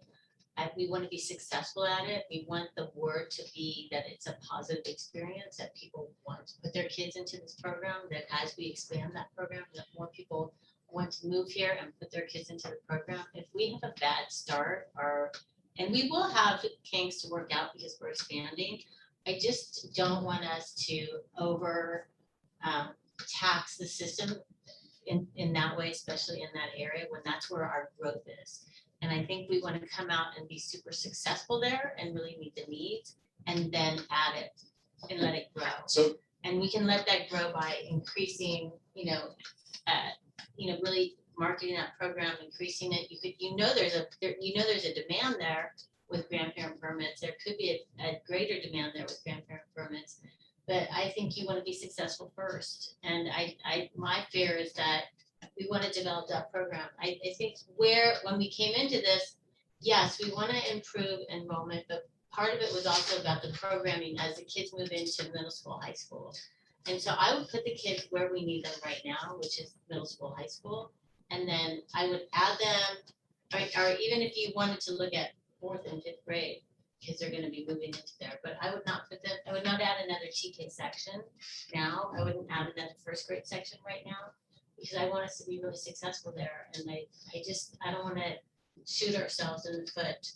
And it's also adding another class. So we're adding that from a financial standpoint, we're adding more expense, and the bandwidth of being able to be successful, it puts a lot more pressure on us. And we're coming out of COVID, and I just would rather we are hugely successful and then we expand. So to finish up, I agree with you, Mary. I think maybe we take TK off the table for these permits. That's something we could do in the policy. So it doesn't. Can have it in policy for sure. But I do think what we should, I wouldn't exclude anything else except for the fact that I don't want to add any classes. I don't want this endeavor to add any sections. Residents can do that, but nobody else. So I would shape the policy, like you say, 25% is what the safeguard is protecting that. Exactly what the suggestion number 3 was, that it's both cap per grade level and overall. So that's the safest way to protect our overall budget in this whole program, to start the program, see how TK grows in a year or 2, and then see if that's something, like you said, we want to start bringing in the younger students. So can I give the board some additional information to consider to make an informed decision? As we sit here tonight, we have across the district 16 TK spots available. So if we were to say a percentage of those could be reserved, we could let some of the students in, but still have room for new enrollees or new residents. That's the advantage of the 25% though. If you have Correct. 16 spaces available, how many are in a class for TK? 22. So it's just already tipped over I and see. open to new. Right now, we have 16 spots available, did you But they're say? equally distributed, so it's not like there's one class where there's. Understood. So then I would do it as a percentage of, so that you have nice size classes, but I just wouldn't tax the system. So like in theory, if we went through with the administration's recommendation of those 16, you would make 4 available. Right. It's a way to control it, but still offer some. And through this conversation, I'm just drawing, this is out of the blue, is because now I'm concerned. Is that of that 25%, we may want to look at a low threshold to ensure, like I think of 1st grade, and I'm just throwing this out there as a conversation, is like maybe 10 is the number, where if it is at 10, when you talk about 25% of that, we add 3, and it's not uncommon for us to receive young students as transfers in during the summer, because families are more likely to be transient and they TK kinder first grade, but by fourth or fifth, they don't want to give up their space. They Right. found where they want to live Right, to they raise don't their want kids. it's too disruptive, that's why. Correct. Right. And so when I go to the first grade again and I think, okay, there's 7 spaces and 25% of that, I can't do the math right real fast, but 2 kids, we gave ourselves 5, 1.5 spots. 1.5 spots, but yeah, we gave ourselves a 5 person buffer. Mhm. So maybe there's a low end of saying anything under 10 student, like if we're at 10, that grade level's closed hold. for permit, Right, introduction to new permits Mhm. from the Yeah, that's, I don't right. know. At least until maybe the middle to end of July. Then if we have space, then we You might can then reach out. reconsider, yeah, I can reach out to them, because we keep lists of everything and everyone, Mhm. so. That We're we able- would be we would be time able- stamping and dating all I mean, these I'd rather anyway, so that control they it. opening. I have that in relation to that question, let's say after the before school starts, and let's say it's the day before, and you've got all these openings still, and grandparents have not been in, but we haven't reached that critical 25%. Are we then going to offer that at that point to by keeping this list of people that can still come in then, and if you find it, you haven't reached that percentage? If that's what the board directs, we can. In other because words, we have keep- to decide. We keep the data and we have all the information. We just. I would just like to make a point about the purpose of this whole thing, as far when we started this whole thing, was critical math. I mean, classes that are too small, declining enrollment, guys, I'm telling you right now that we had, I believe, 278 kids graduate from Beverly Vista last week. And I think we're at 230 kids to fill the spot coming up. So the enrollment already at Beverly Vista is already down, and we are looking to improve enrollment, so my personal feeling, and I'm also fearful of the same thing that you're fearful of, Mary, about the enrollment and the kids and starting slowly and so on. But the thing that really hits me is that I definitely want to start with the middle school and the high school, because That's where we they're need the not kids. impacted at all. Right, But we And so also I- only got a but- few applications there's for only a that. few, there's a but lot, those the are the ones you majority should of the take. young ones. because But the you know problem you is need the them. little ones, and that's where we didn't expect that to happen, and we had thought we would be able to increase the enrollment at the middle school and the high school, and that didn't happen. Well, I think you can, if you have 12 for 6th grade, I would take the 12. Yeah, we agree And with that's that. a perfect grade to come in the middle school. Are you talking about taking the 5th graders? 6th graders, Talking about taking incoming 6th 6th grade. graders. There's 6th grade, there's 12 potential. No, we're 6th grade. taking those, Yes, that's the middle school, yes, I know. that's, I'm saying in that scenario, that's a great opportunity to bring them in.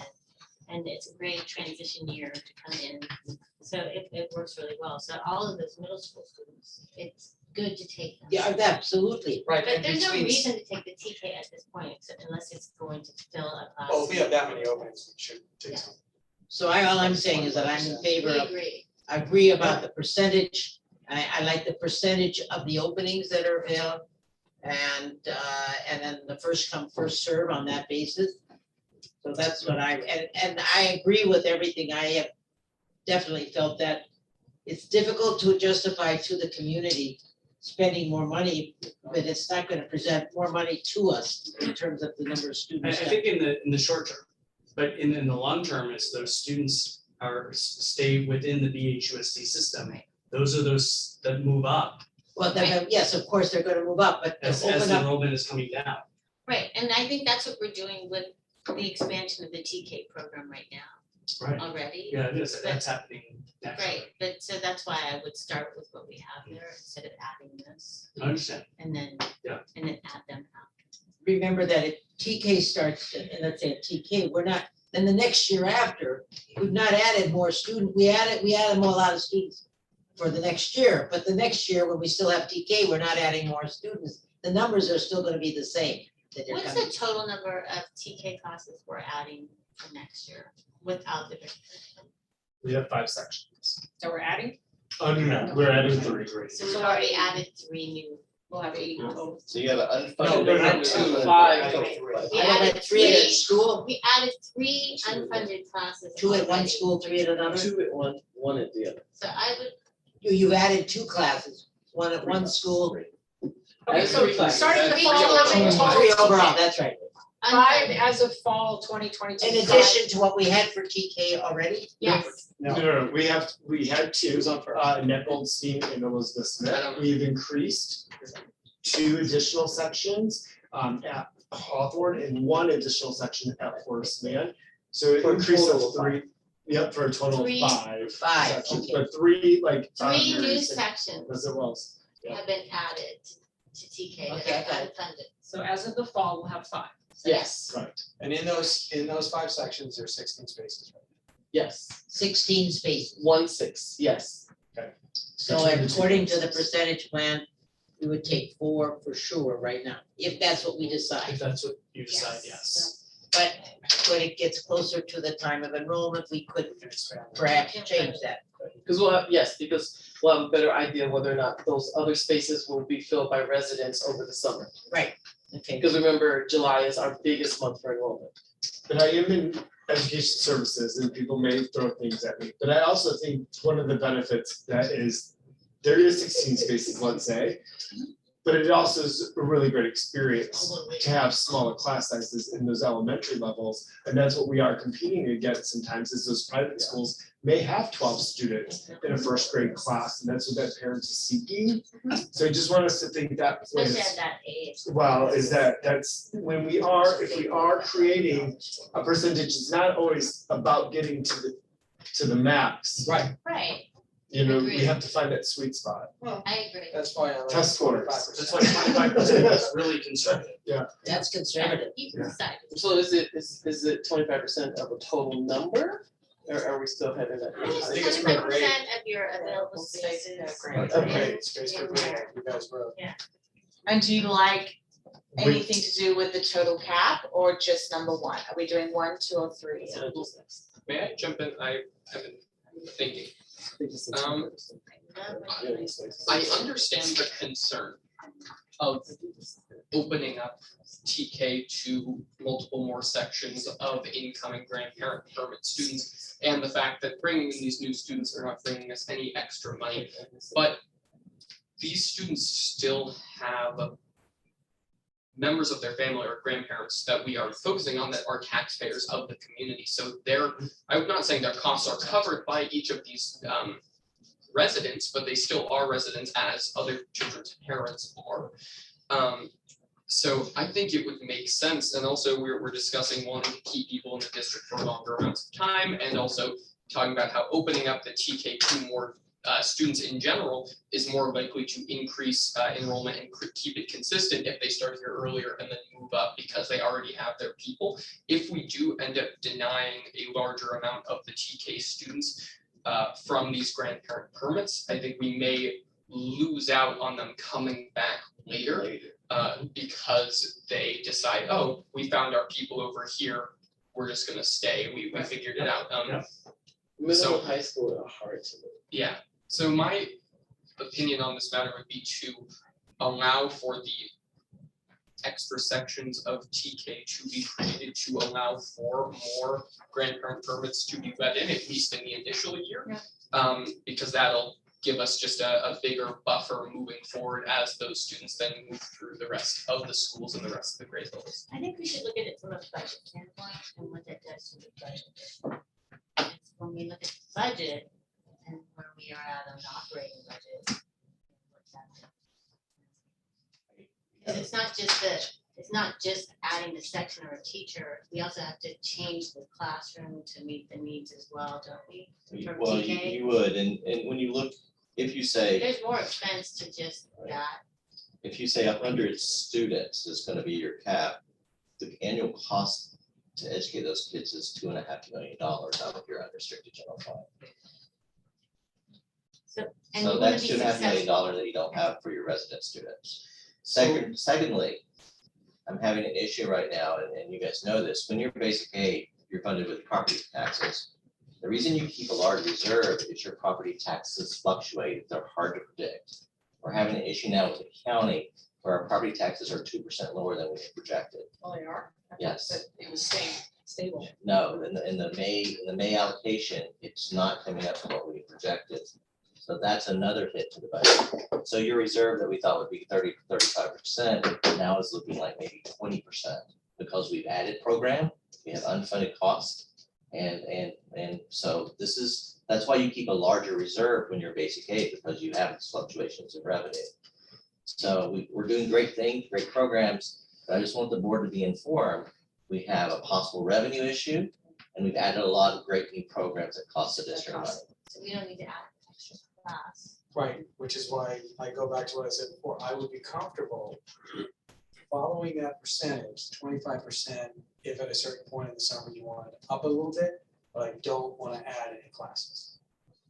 Not TK, not first. So I don't mind if we wind up taking, you said there's 16 spots, if we take 10, that's almost half the TK kids that may apply, right? And that's that's 50%, that's a good amount. So I would just, it's gonna have to be really subjective to the grade level in order to do this, but I agree that we should not, I have this in my notes, whatever we do, don't add sections. Use what we have, we use it safely, conservatively. 25% maybe too low, but at first, looking at the numbers, you take all the middle and high school students right off the bat. Right. I think no matter what, you do that. When you look at your elementary, maybe it winds up being the TK first are the only two grades where you don't take. We don't consider. Yeah, but the other ones, you might be able to take all of them also. Yeah. So, and I think the other thing is the majority of the kids, as many kids as we can take up front, like you said, pop the bubble, you're never gonna get this number of influx of kids ever again. They're all just kind of hovering, waiting out there to attend. And yes, people will eventually have grandkids and they'll be in the district and that'll happen, but But I mean, I Not also me. disagree on some level that there may be some grandparents' children that may not come for TK, but when the opportunity arises for first grade, they may make that move then. Or- And sharing in, And just it's as Jacob TK, used, it's not like they Palos started. Verdes does have the grandparent, and they only have 21 that is enrolled, and they're a much larger district. No, and they're ADA, so they want the kids to come, and they're actually only have processed 21 for Well, 22, 23. it's a self-fulfilling prophecy because it's the grandparents that are still in Beverly Hills that keep the inventory of housing low and expensive, so younger people can't move in and enroll their kids. And now here we are saying, well, now you're gonna get rewarded for that. We're also for next year, so a couple of those, so one for next year, we should be really realistic about how many kids are actually gonna come, because my calculation, looking at the diagram that we had there was like roughly 66% of the kids that have expressed interest in coming are currently at a private school. Yeah, that's. Which means in June, they've already paid a deposit and they've already signed a contract for next year. So a lot of those kids, even though they'd love to come, Right. are not coming next year. So that I just wanna be. And you're right, they wouldn't come until it's ready to get to school. Exactly. It may not, they may wait till. So I don't necessarily agree that this big influx is necessarily only gonna happen next year. I think as people reach natural transition point, well, Yeah, or you're maybe right, just you're right. as they reach, look, the fact Well, is, we'll know. look, the fact is surrounding us, at least the word on the street, the elementary schools outside of Beverly Hills are great. People really like sending their kids to Warner, for example. I hear great things. Yeah. But then you get to middle school and then people, Everyone's they scrambling. start feeling like, oh my God, where are we gonna send our Charter. kids, right? So at natural inflection points are where you may start seeing, More one. But you know, may take more- advantage of being able to get into the district now, even though. oh, for sure, Right. that I agree, okay, Yeah. just As one, long as we're not adding sections when we Yeah. get that middle school. We Also, go- we have to look at that max amount of capacity for middle school. And what that is, to make certain that no matter what we don't max out the middle school. can I, You got a lot of- What were you saying, Jay?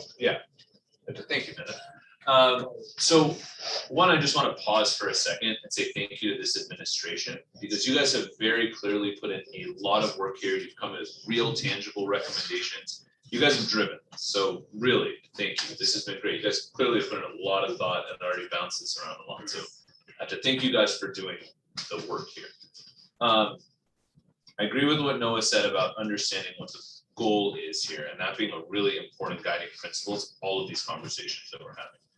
I think it's about, as Noah said, it's about filling a critical mass, right? Like we want to have X number of kids at our schools, right? To make it feel vibrant and, you know, whatnot, because it's not. To be able to run increasing. programs. Right, so exactly, to be able to run programs. So I think we all agree on that. One thing that I would like to talk about that I don't, that we haven't so much yet is really the dollars and cents here. And if there's a way, there's a reason why I asked if we were gonna have council present to at least have a conversation about what we can say, what we can do, and what we can't do here. Like, I know that there's people listening in our community that are thinking to themselves, and some of them are saying it because they've said it to me, and I'm sure they've said it to some of you. We're taking in $25,000 per student right now. Fantastic. I don't want that number to change, right? I want that kind of money spent on my pupil. Of course, there's a critical mass in terms of running a program and whatnot, but there is money out there from the state. The state has a surplus, right? All the schools around us that we're talking about, I think that people are expressing interest transferring in from are ADA, right? We've talked about that, for example, we may not want to take a SELPA student, or if we do, then we would want, no, I'm sorry, not a SELPA student, a special ed, and we would want the money coming in from like the transfer. Okay, well, I just have a question or something that I would at least like to explore with council a little bit here, and that's that if someone's gonna transfer to us from, but LAUSD, and now LAUSD is not getting those dollars from the state, they're not happy. We're not getting money from the state. We're not getting additional money. We're not happy. Is there a way that we can work together with LAUSD for them to still claim the students somehow, bring in the money and share the revenue? Like, you know, is there some kind of creative structure that we could put together as like a joint venture program with the surrounding school districts to still make sure that that money is coming towards education for our students? Because I think that's the intent, right? Like we want money spent on our students from the state budget. Federally, the dollars follow the student, that's the only piece, but the state, you're correct, is where does that money then stop? Yeah. I think it's just the additional costs though. I think it's if it's like a special education student with the additional costs, that's where there's some of that discussion Well, that takes place. Of textbooks. I mean, Yeah, that's still an additional cost. I mean, It's there are $11,000 additional costs. Yeah. It's $1160 that each Yeah. student is assigned, and if the student comes in as a permit, Right. and I don't know that question, Dave, does that $1160 sit at the school? So our current permitted students, which is a really great question, is they're coming from LAUSD. Does LAUSD still maintain that $1160? They don't ask us for No. attendance reports. No, because they're not a student. Yeah, but they're But then facing, where does that $1160 go from the state? The state, That's why the the state state gets that, the state adjusts their That's what they budget say. every year. Yeah. LAUSD is also hurting for students. They are Right. also going down. They lost like I think But- 600,000 since But they started. Gabe and I's point now, I'm with you, is Yeah. that federally, when they come in as a Title I or a Title III student, English learner, or most socioeconomic, LAUSD actually relinquishes them to me from a chemical standpoint, and I now claim them on our staff report, and I now get it's $112 per student, I get that $112 for the, but we get, that $112 per student. So don't you get why can't we at 25,000? least get 50% of that? I want to get every dollar we possibly can. I don't want to throw our hands and say, okay, we're not getting any additional revenue. So, here. No, let why? me Like, try to answer that question for you. Please. These kind of conversations have been had for years and years and years, basically around charter schools. So we have students that are Beverly Hills Unified students that go to a charter school over in Santa Monica. So we pay the equivalent of what their LCFF would be to that charter school out of our property taxes. The state has no interest in taking money from their coffers to pay for that student. The state says to Beverly Hills Unified, you pay their LCFF calculation. They're your students, they're your responsibility. Wow. So can we go back to the state or LA, I mean, look, if this is fine, so play out that example, right?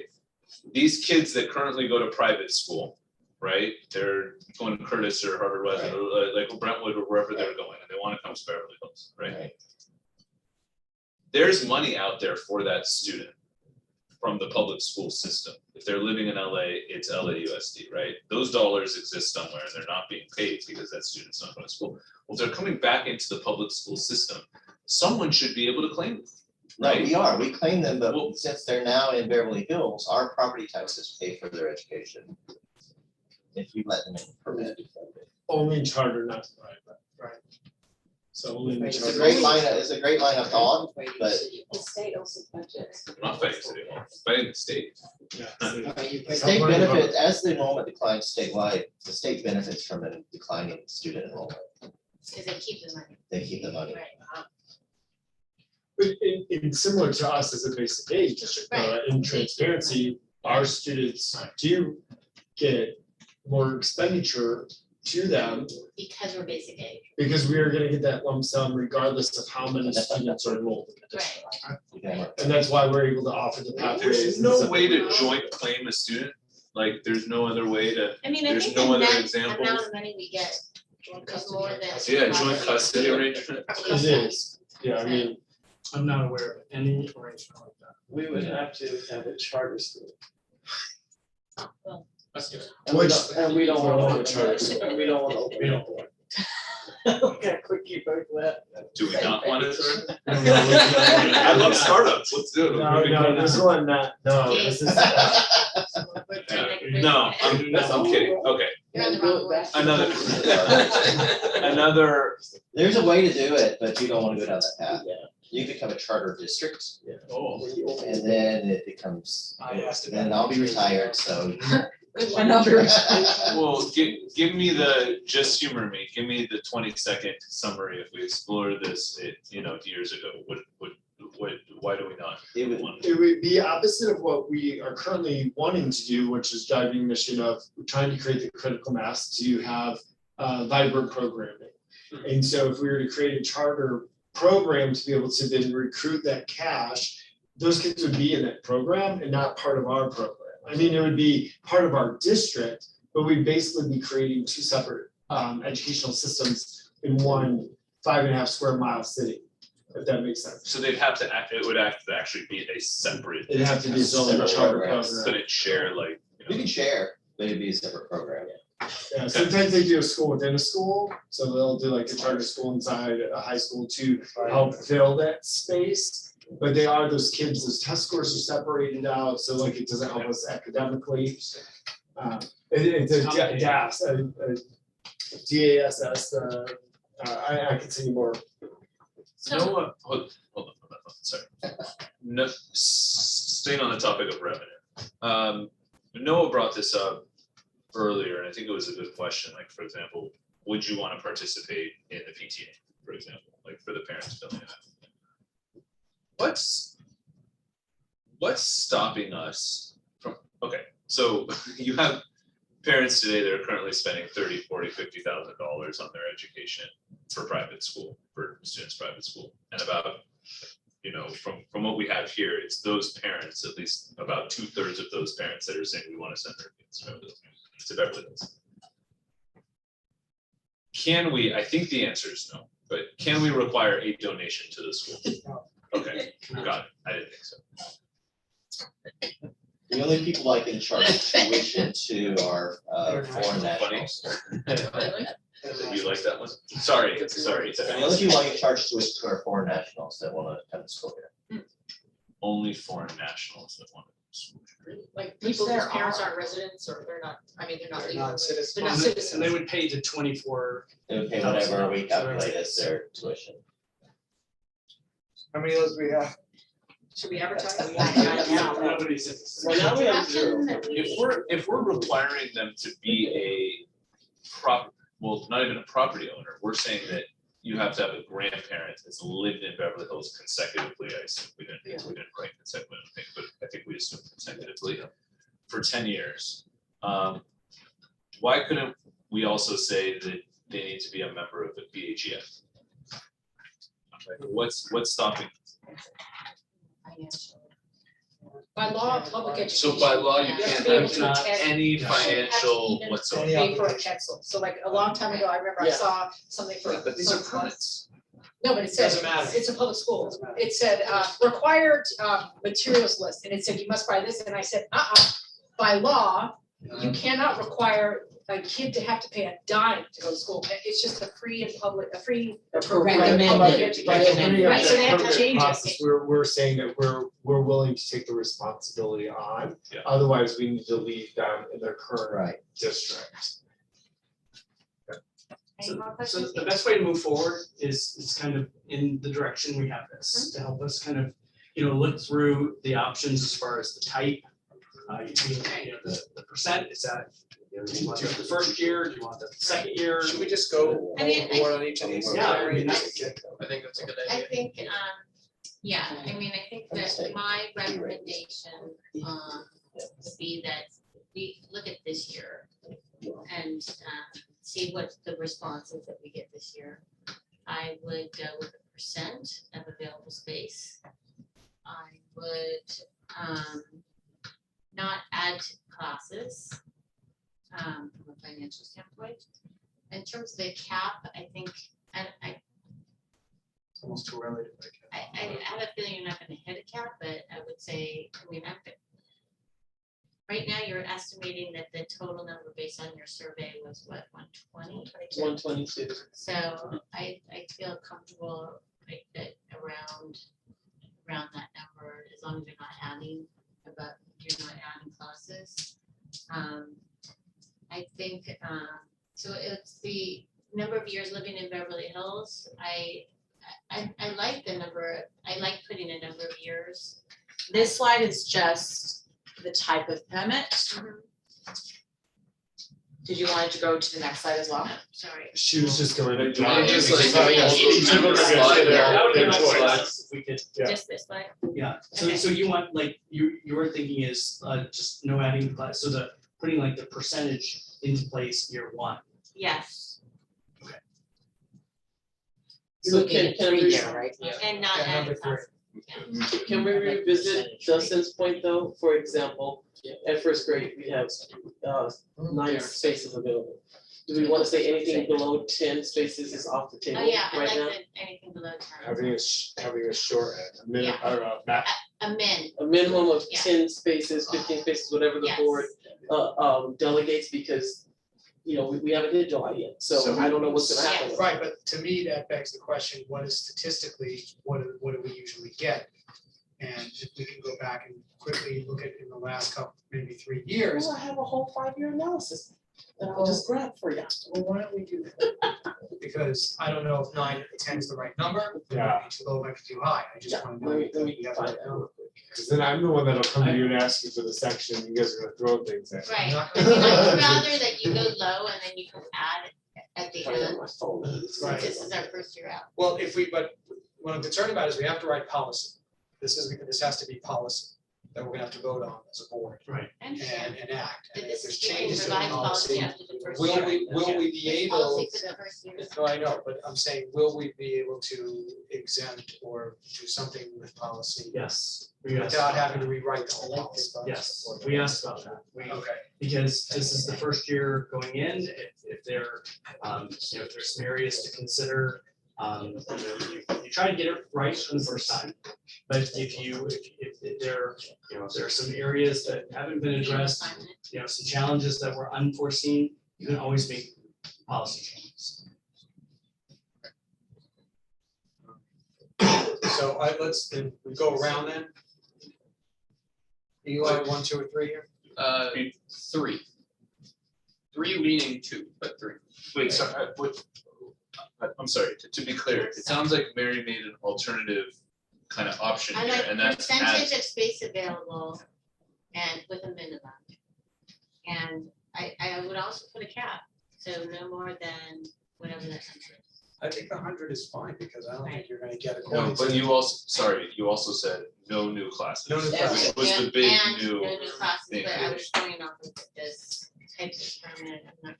So it's kind of 3 with no new classes.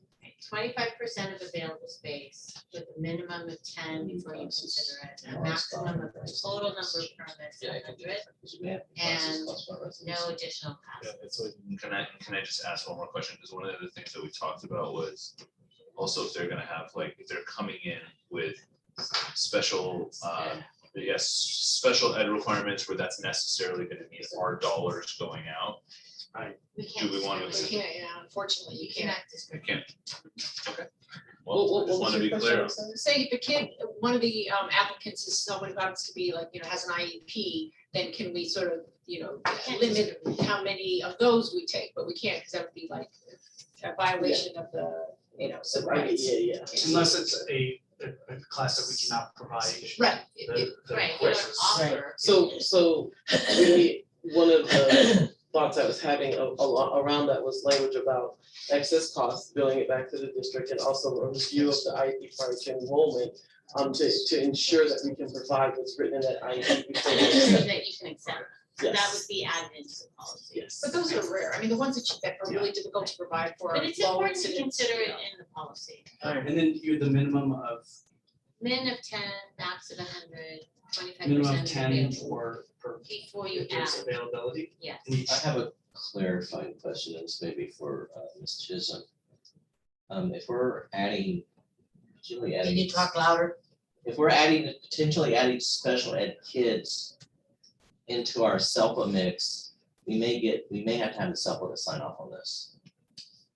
Because the SELPA gets funded based on our attendance. I don't know, there may be a complication with the SELPA that we need to examine. Right. I'm worried about that. We'll have To to the clarify. SELPA pool, because that's our funding source, and Michelle, are you? I'm waiting because I'm waiting. I just don't know. I wish there was something.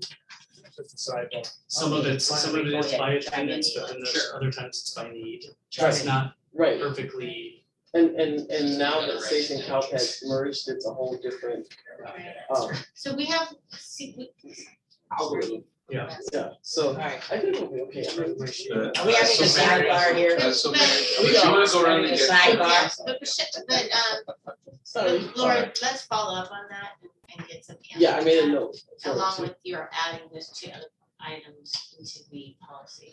Yeah, I have some draft language for that already, that I've discussed with council, that can come to you in the first reading. So I'll just get clarity on that piece. I think we're okay, but I will double check. Eli's, I'm on 2. so on to that's with- 25%, No, 2 is a cap. I'm sorry, Count for the total number of permits. okay, and then a free for all, that's what. Yes. Okay, Mrs. Marcus, I'm on number 3, but I would like 25% to be flexible depending on applications and the numbers and so on. I'd like that to be flexible. And I am definitely in for the middle I'm not and sure what high that school. That's not a part of that, is that at all? when you say 25% is flexible, meaning if I there's- mean, in other words, maybe we want to go for 50% if there's a situation that will allow it. In other words, don't have to be tied into 25%. even if there's availability for more, you Right. wanna be able to add it. That's right, I want to be able to be. So what is that number? Is it 30 25 seats? Is scaling it that to 40 what? seats? Like what is This that number This that is makes what it? I asked earlier about the statistics and the data to drive that. That's right. And that's why I also said, is this flexible? Because then if what Rochelle is Okay. proposing, I agree with, if we don't have to come back and we leave it to your discretion as long as, one, it does not add a new section, two, it allows for residents to enroll without adding a new section. So That's what we want. if you set that criteria, I can make that happen. So you- Because what we do is we enroll all the residents first. We have a list of the students who have requested permits. Once we complete the residency enrollment, like we say, we cut out, we tally our number for residents, let's say on July 9th. Right. Then we go through the list of permits. We look and we add them in, and then we stop when we are getting to the point where it would trigger a new section, and then we notify everybody by July 15th. So we can do that with But that. I wanna make parameters. sure though, that in that you build in case the school year starts and people move into the district and are residents, that there's room to allow them without adding a section. Now, I know you can't always guarantee that because, what if somebody comes in with triplets? And what if you have room for two and now you're gonna have to open a section? Or There's outliers, I understand that, but what I'm saying is that I'm more along the lines of kind of what Rochelle and Eli are saying, that I wanna get as many of these in safely without adding sections as possible. I don't know if 25% gives us that, that's an arbitrary number. You guys would know better, so if there's a way to write the language that allows for that, because that number. It's what we're looking at is then just changing the time, because we have to look at that it Yes. was closer. yes. And what I'm worried about is, like, we don't wanna have to hire somebody to manage this. Right, Right. Like, why don't you start with the 25% and then once you see, you can add some people in later. But but I want it written that up, so that that's in that flexibility, that's my concern. I write don't the wanna- So what we have to flexibility do, to we add have to on. have two passes at this. We have to figure it out by the first round is July 15th. Then we have to see if we get any more enrollments, and then we have to cut it off like a week before school starts and look at it again. And then, we may have 12 spots which in cuts fifth out grade. just private kids, Right, like, that are new applicants. right, right. And then we look at it again, like maybe 1 week before school starts, and then we hit it again and say, okay, we still have a waiting list. We can clear 5, 6, and 7. But and then we still are in And queue we for So I 8, 9, and just 10. take into consideration, all the there are time, people guys. out there that We can don't handle pay it. attention to So the. then we what's can the handle line, it. Wait. so Laura, what is the language then, So by letting them in off the waiting list? So I'm gonna have to work with Dr. Grady to craft it, but it's gonna be something along the lines of, we would have a first, almost like a first, analysis or first, clearing of the waiting list at the middle of July. Then we wait to see if we get any new enrollees between July 15th and let's say July 30th. Which And is great if they have one child, but if they have three. Well, we handle this all the time, Yeah, Dr. Grady. I know, but I mean, it's- they come in, they got a first Just grader, a outline, third grader, if and a you fifth not wanna grader. add any Or sections, 3, 5, and I'm 9. gonna manage our budget. Can I say something? So we look at it the second cut, and then we say, you're in queue. Great, I can clear your first, second, and fifth grader, you're in. Family that has a 9th and 12th grader, I can't clear your 12th grader, do you want your 9th grader? We do this all the time.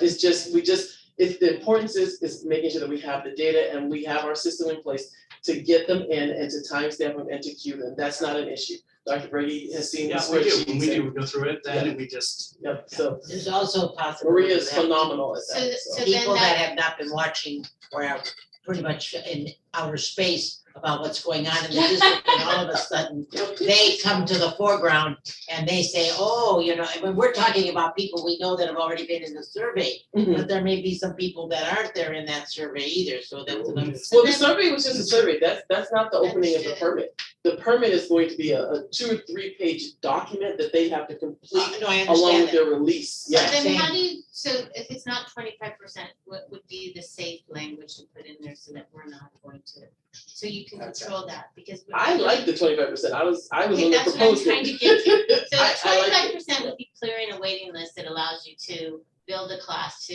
a comfortable capacity. But I do like Dustin's point, and I have to come back to it, that if we're at 10 or less, Right, I think we take that off the board until August. Right.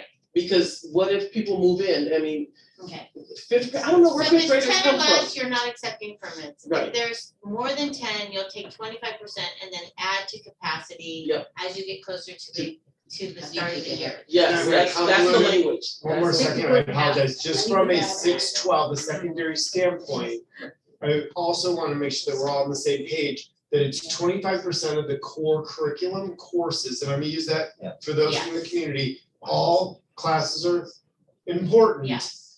But I'm talking science, social studies, English and math. Yes. That we're taking that 25% to there, because even though we may not be reaching critical mass in certain pathway courses, that's where the bubble would pop. Yes. That's where we would have to ask for the additional 6 bits or sections, is if English went over, math went over science. Right. Because we would just offer the open electives. But what you're saying is that's a possibility even right now. With these current numbers, we're good, Okay. but moving forward forward, for It's 23. just from 6 6 to to 12, 12, it's it's like like 22 kids total. Right. It's 6 to 12 that are on the survey. So. yeah, that's a, Total. but like a so- 7th grade so I'm is just gonna right so recap, tight. and Nan, you haven't heard. We heard from you. Where are you But at? you haven't heard from me, but this is really about giving the administration guidance so they can Right. draft something so we can Right. approve. So So I'm if confident that you guys. If we're comfortable with 10, if it's 10 or less in capacity, to meet capacity, they'll hold until they get closer to the end. Yeah. Yes, If it's more than 10, they will open the permit up for 25% of the available spots. And then they'll add from the waiting list till they fill to capacity, not adding any classes. Are you So talking about the grade level when you say 10? Yes. so then I will add this, if that's the case, there has to be 14 spots open to allow one permit kid.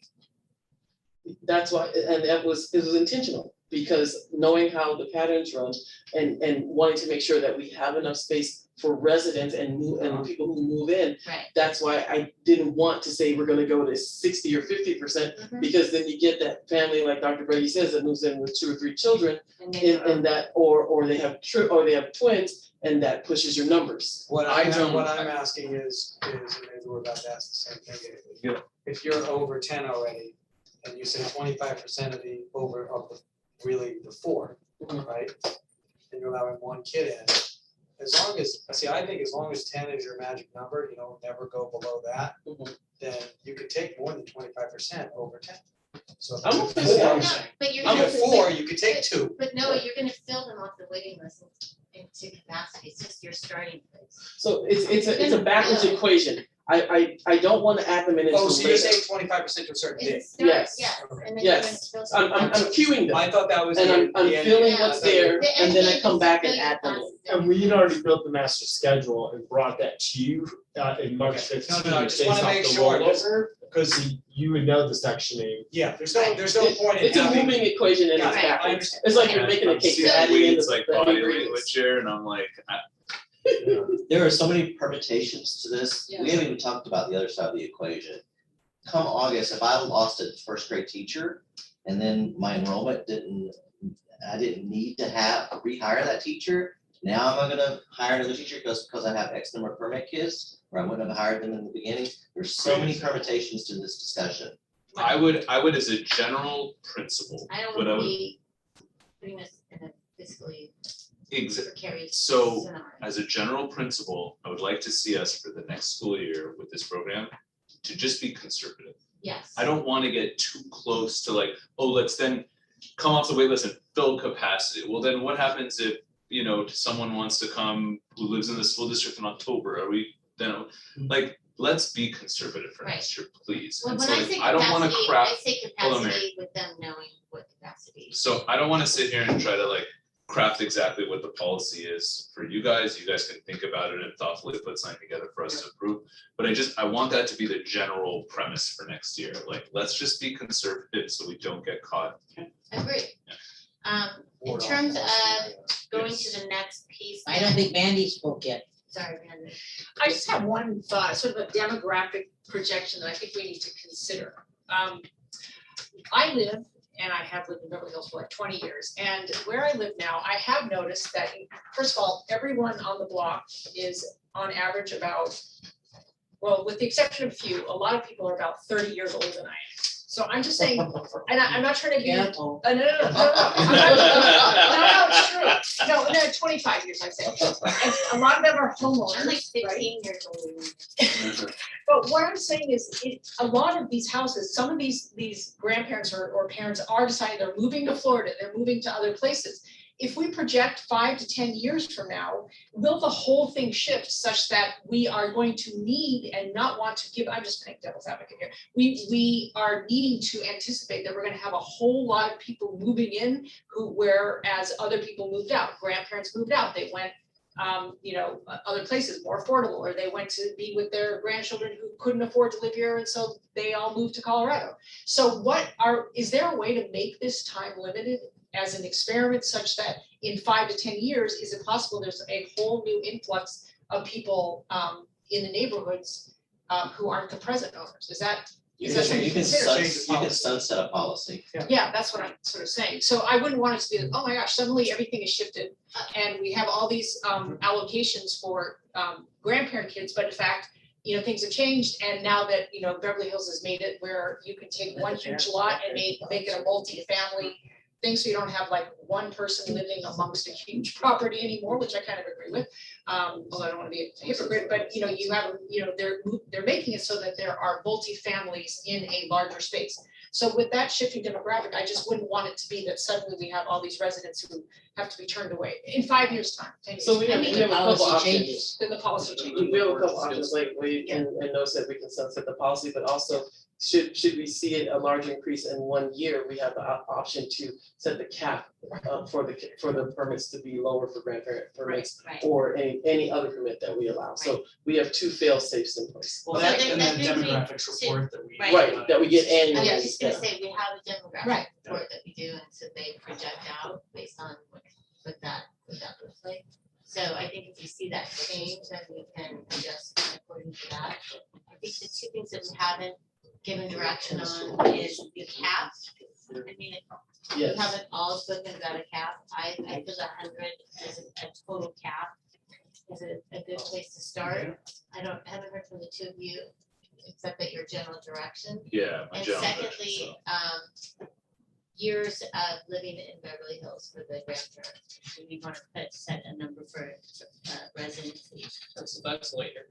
for the grandparents? What's the, That's the only other what's one the we have. justification for Or that? well, I guess we already How do- decided. what's the justification for the I'll town? speak to that, because sometimes you have people who will Move here. rent a place or for a short period of time Just to so prove residency and then they hit To it. put their kids here.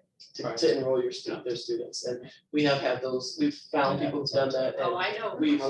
Most states, Remove most them. states, you have to be a I would resident. say somewhere state between 5 tuition. and 10 years feels Minimum. comfortable to me. Everybody for- has all. What do you say? No. 5 to 10 years. To live? That's a big I range. think- I'm saying somewhere between 5 and 10 7? years is comfortable. I'm not Yeah, sure what that 7. number. Yeah, I mean, A and minimum of 5. yes, I totally know that. I went to schools here. I Oh, had yeah. friends who, you know, rented apartments in Beverly Yeah, Hills lots of just so they people could do send that. their kids to school here, like that happens. Yeah. But I was just curious more about the 10 versus 5 versus 7 versus 3, like I didn't know where the 10 was We- we- coming from. Well, most of the It's not a huge surveyed number. parents, the grandparents were 10, more than 10. the majority. So were I more think than that 10, since that's the trend, I think 10. Yeah, 93% of them were over 10 and 83% were owners over renters, so. Oberlin. Well, you can't do owners versus renters. No, Right. but that I know, well, I mean, in my mind, I keep going back to the dollars, I know we're a public school the dollars are important here, so if someone, to me, if we had 83% renting versus owning, I would have a much harder time with this program, because I'm like, where's the money coming from? Yeah. The fact that it's 83%, Oh, I am more comfortable with, you know, Well, their it's- owners, I'm more comfortable with the It's program. really a question of how many years residency do we want to set? It's the policy. So Yeah, no, that I understand. I'm- So I was just trying to ask for the justification. Can I hear what everybody says? So what's the direction? Because I'm taking notes. I was somewhere in the number 5, somewhere between 5 and 10. I want 10. I want 10. 10? Yeah, I think 10. Alright. I think it's highly unlikely to that certain demographic will have just moved in anyway. Right, For 2 so years. 10 is, And also, it's Okay. a better chance that, I'm tired of moving it's better myself. chance that 50. those I'm down. parents. When Like the 50 10 out, years, 60. yes. That's what we're trying to why it's so ask. high. Well, look, you also saw that the number one reason is because of like legacy, which is Right, why, right. to me, it is a legacy Right. program, because Yeah. the chances are their kids will be school okay, here. so Okay. What else? any other Okay, questions? that's fine. There were a couple of things, I mean, I guess we covered, we're doing elementary and I think we covered secondary, them all. right? I do also agree, though, This sorry, one though, one last quick thing, I do Yeah, agree it's not that just- if yeah. you can take as many of the middle school and high school kids who come around as possible, I think you Just should, say, because, we said as long as it doesn't open sections. right, I don't Take think it. it will. But the other thing to worry about though is I notice when I get an errand middle schooler, and she'll agree, or high schooler, often, right, it's the kid who's had a lot of problems, otherwise they wouldn't be moving. So you have to be wary. You don't want one kid who's gonna take down the ninth grade, I mean, right? And take Laura and me up to the So grade. we actually, we actually really do a good job, we're pretty tight on our staffing at the middle school when it comes to the core classes, and so that's why we've had to ask for like a 6/5, and that's why we've had, so it's less about the electives than it is some of the core classes that we're really tight on, Like in seventh grade, we have no space. right? Right. Like, we get any more seventh graders coming in. I think there We was can one, accommodate we can these, accommodate right? on the list. Yeah. That's the one I turned to, Noah. Yeah, so this one here about policy, that's number 3, we already discussed that. Thank you. We didn't talk about whether it's annual, That's what I was gonna Yes, bring up. annual, I think, yes. annual. I think it has to be the same for all, so if it's annual for the others, you can't Thank you. change. I would like to propose something on that. My thought on that is like, I think there are gonna be first of all, if we go forward with that, we should have a very, very clear FAQ section on like, even though this is an annual permit, like, what does this mean? Yeah. Like, generally speaking, it is the policy of our Ocean Craft Sign to say like, we want to renew everyone every year, like, we're making a commitment to that, we should find some wording, because if we're saying that we're comfortable saying year to year, because we wanna have equity with the other program, but the general policy is gonna be that Practice. we're going to renew, in practice, we're gonna renew everyone, we should find a way to say that. At a minimum. Rebecca Starkins, she is, sorry, but she's just brilliant at Dave, that's a saying good thought, and I was wondering, her because spare they time. have to go every year to get released from their home district, right? Whether they go to us or a private school or anything. They do, that's what makes it annual. It's not necessarily that, so if we phrase that message, couch it Yeah, in they that, have to do it. you know what I'm saying? Well, that's They on, well, They that's also on, have to do it with us and meet the criteria. yes, they also have to do with us Yes, to meet the but as criteria, long as so they I, meet the criteria, they're not at risk. It's getting Right. released from their other districts. There are other districts who could deny them. So That's true. that, we I have have, a they have a question better about that. guarantee with us than they do with their other. Does the districts. other district's I wanna timing say for that. new students I wanna pick say up like a the PR July schedule. fifth?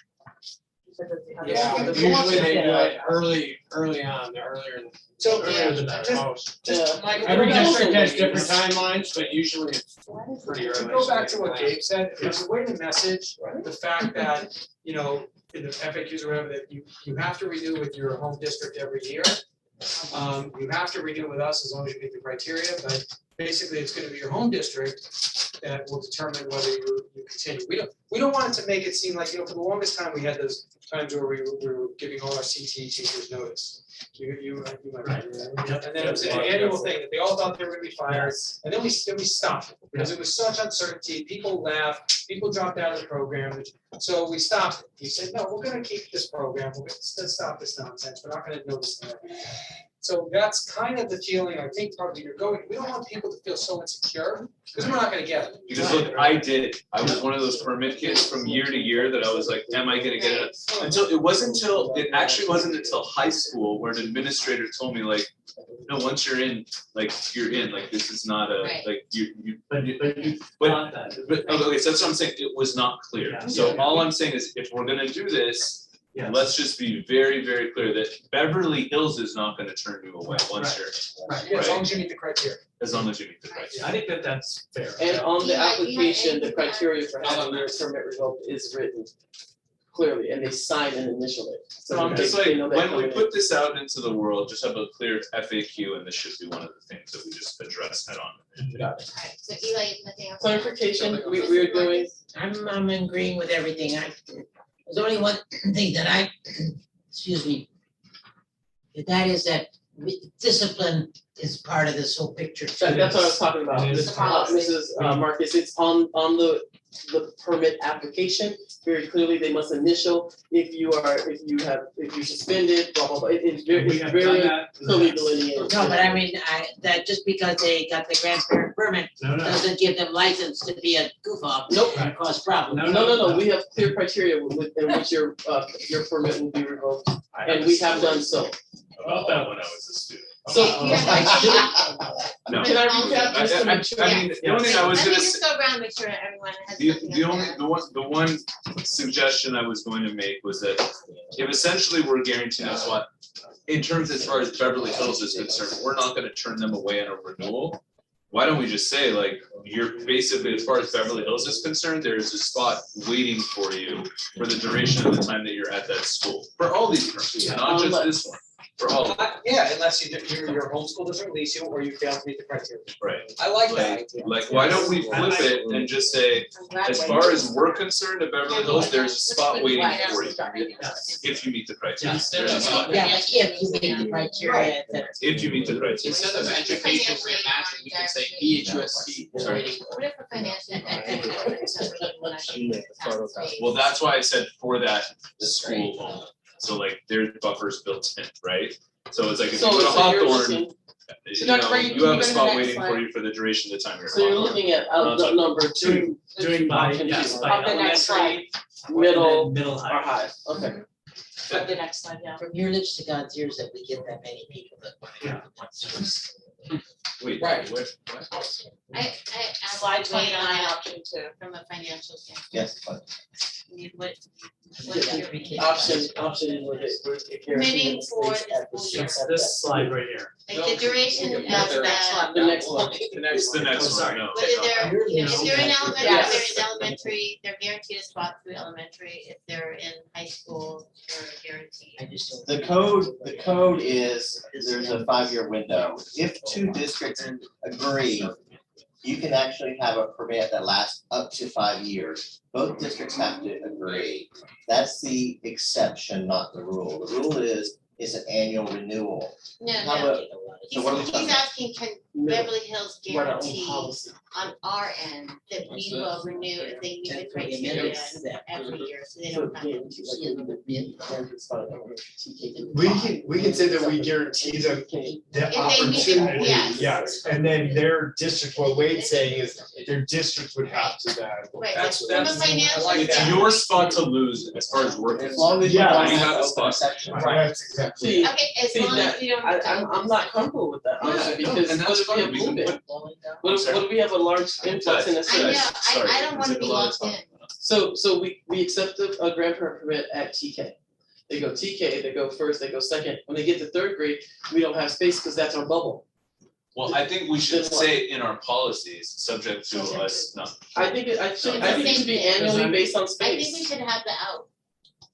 But I also think you guys should have to, Annually based on if you're space. willing to take this on, then you gotta also commit. That's Yeah, my I thing. Then we think have we to, do. then we have to Like, I'm limit, like, I would like if to have see a us problem- commit and be more conservative Yes. with who we let in. then we That's have what to I would like limit, to see Yeah. happen. so we have to make sure we limit. But I think we are, because if you're saying like, you know, 25%. less Yeah. than 25% 25%. or, you know, Right. less than 10 and. The other piece I need for the board to understand is this does not apply to 11th and 12th graders. Because they're Because on the egg school code. code. Right. If you come in 11th and you attend one Right. day, we got them for 11th and 12th grade. Okay. That That's makes it. sense. So August 15th, Reese could move. So Mary, so yes, I would like to I mean, I see can us throw be this out of more the house. conservative and essentially No, you our side cannot. make it guaranteed So much money. But that's. No, for you that, cannot. for that school, Right. for that school. Yeah, for that school. For the If school. they attend one day, they're yours, 11th and 12th grade. Right, no, Or- he's talking about for elementary, if you're in Or through, if 6 through 8, through elementary, if you are. on our end. That's up to the board. That's a little risky. I would like to see us do that, but it's up. I like for the first I year. think it should be a practice on a policy, Yes. Mr. Galini, that we work as hard to keep them, but we need the flexibility if Have something I agree. happens I that mean, we if we're have like, to make if our that. district's gonna go upside down, I think we have You to have have- some and I'm- flexibility. And I'm. Trust me, I don't wanna have Fine those- with that, those then my only conversations. ask is let's just be very, very clear with, it is essentially, It's like, communicated. they have a spot to lose here, right? Okay, Trust me, I don't wanna have those Um, conversations. okay, I just wanna continue on, so did you have anything else? No. They just had other years. Yeah, we did. Can I recap if Yes. there's nothing else? Yes. Okay, this is what I have as the board's direction. Number one, 25 available spaces at each grade without adding sections. Number two, If they, after the 10%. 25%. 25%. After the 10, if they are more than 10. You do 10 or less 25%. spots available, we're not offering permits at that time. We're gonna hold until August and see what's Right. available. Yeah, that was like written down the Right, side. then you go to your 25%, Yes, and then you'll add. later, accordingly. if it's available. Will you be offering grandparent permit to the people once the tent is still open and school starts? When school starts, I don't see why not. But I'm Then you gonna can try go to back get, and notify the grandparent permit people. But I'm gonna try to get them in before school starts. And so we that are the gonna be students don't miss the first day. overall overarching conservative about Yes. how many Okay. students we let in. Trust me, I look at this Okay. graph every day, Excellent. with the numbers. Okay, we're gonna take everyone, TK through 12 at this point. It's open to TK through 12 with those parameters. Yes. Okay, number 3, 10 years of residence within Beverly Hills attendance area. I want it to be attendance area, because remember, we have a part of our Yes. district that is not Right. for our school, so it must One- be attendance area. And a maximum number of permit students at, Yep, that was my next one. And then bullet point number 4, cap at 100 students, as long as we're not adding sections. 100 cumulative students. cumulative. 100 cumulative And this is specifically for next school year. for the Yes. 22-23 So school But year. it'll So be will this- drafted to be brought back to you on the June 14th. board Yes. meeting. Is the idea that this policy will renew annually and the board will look at it every year? Set the We cap. could. We set the cap annually, so Okay. I bring that to you in September. It's all gonna be anyway. incorporated in the same I think policy. we Yes, should review it. 5117. I would like to Students now recommend that we anyway. review this policy There won't be annually as many because of the openings in the fiscal future. implications. We can Yes. review the policy and the cap, when we review the cap, I believe it's like the first meeting in Yeah, September, we look at this very early. So we Yeah. can look to see. Anything else for? So here's the discrepancy. I have that you don't want any percentage cap on middle school and high school, only on elementary. No, No, percentage That's cap not of core curriculum. Yeah. Science, social studies, English, and math. Core We would curriculum, use, yeah. we would look at the 4 cores to do the percentage. Right. Yes. So we're not adding this or additional sections. So you're gonna help me with that? Yeah. yes. There's a Thanks for threat of that now at the middle school. In 7th grade, because we build the master schedule in March based off the current student roll-ups. And so what we're doing is we're adding students after the master schedule is already created. So we bring those reduction in staff or increase in staff to you at the March 15th date. So because it's after, we've already staffed to meet the needs of our current residents. And so when we add new students, we don't want to add new students where now I'm coming back to you, Right, us as a group and asking keep for in additional mind 6 our, kids. our operational budget. Yeah, and that is, the budget will already be presented to you guys too, because it'll be that May end, and then we go into Right. the June closure, basically. So that's July 15th. Dr. Berge, can I request for the community who are watching that you recap what happens now? There are a lot of people who call me every day and they're super excited that we have to bring it back as board policy, the first reading, Yep, what's the Yep, process? and so our plan is to take the discussion we've had tonight and put it into policy. We will bring that back to our next regular scheduled board meeting on the 14th. For first reading. Yes, Laura. Dr. Berge, if it's okay with you, I'd like to bring the draft policy and the sample permit application for the board to review. Sure, that could come. So you can see both And pieces. that'll be attached to the agenda. and You want that in advance, you want us to see that in advance or at the meeting? It'll be attached to the It'll be agenda. attached to the so you'll have agenda. it So you don't Thursday. have it before. You'll have it Thursday. Please, I would really like to. So, see so, it. so 3 pieces, so we'll make the FAQ part of, Emotional trauma. we'll make the FAQ part of the permit application. Okay. Yeah, we'll put it as part of the application that the Before I FAQ is close- vetted, Thank you, thank you. that it's Before I- practice, not policy. Before it closes. Is there any other? We covered all the rest of them, the 10 years, the residency, all that, like we covered it all. What do you call your grandparent? Bubby, If they have a good pet name and we know. I have grandma. See, what if they have I like terrible to say- relationships with her? Yeah, when we finish with the grandparent, we're involved in this. So that's, yeah. Okay, Mandy's going to send the yes, I was just, if you want, evaluation to everybody. can And I I just explain? would like you to look at the middle Can I goals explain? and I made outcomes. something. Oh, Okay, That's not on the So- agenda. I have one more thing. I What are can't we say doing? for what's on It's not on the agenda.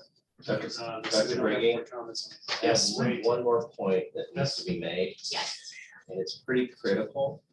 These students that attend per permit have to come in the brick and mortar school. They cannot be independent Online. study, they cannot. Oh. Love it. I didn't think of that. I'm Very so good. proud of you. Justin! Hey, oh, we have someone in Arkansas who wants to like. Yeah. Yes, brick and mortar, in-person instruction Yes. only. Very good. I will add that to the policy. Okay, Good that's good. job, Wade. Good Okay. job. Wade. well, then Mandy will send an email about, No, I mean, I did, okay, so in your inbox, the board members, you will see a shared document, No, right? Randy, we can't talk about. Oh, that's what you Yes, said. so you're gonna send it It's in not the on the email and agenda. explain, okay? Okay, all right, look in your inbox, that's all I have to say. We're adjourning, I'm gonna adjourn the meeting, but we're going to be meeting tomorrow. Our next meeting is tomorrow at No. 3:00 3 o'clock. via Zoom. No, this week. Yes. No. Okay, we're having a closed session first. Oh, 3 o'clock via Zoom? Did you say Oh, that? all Zoom? All Why Zoom? are we meeting in person? If you wanna meet, because when it first started, it was just a few items. I would Can we meet? Zoom, Zoom is but I'm fine. happy to do in person. I mean, we're gonna be speaking with Dr. Grady. Oh, no, we gotta do that in person. No, I didn't realize. Can you do it in person? Yeah. Okay. I was planning on being In here. person. In here? We do Yeah, there's a that. mile difference. 3:00 Yes. in Boston, here. I make just one caveat, I might have to move to remote Yes, yes. later in the evening, but I can start at 3. Okay, I'm going to I hope so. adjourn the meeting, the time is 7:43. 7:43. Thank you, Thank you for your work. administration. Oh, you're Thank you welcome. guys, you guys did great. I know I paper, you know I don't, but this is something. Wait, catch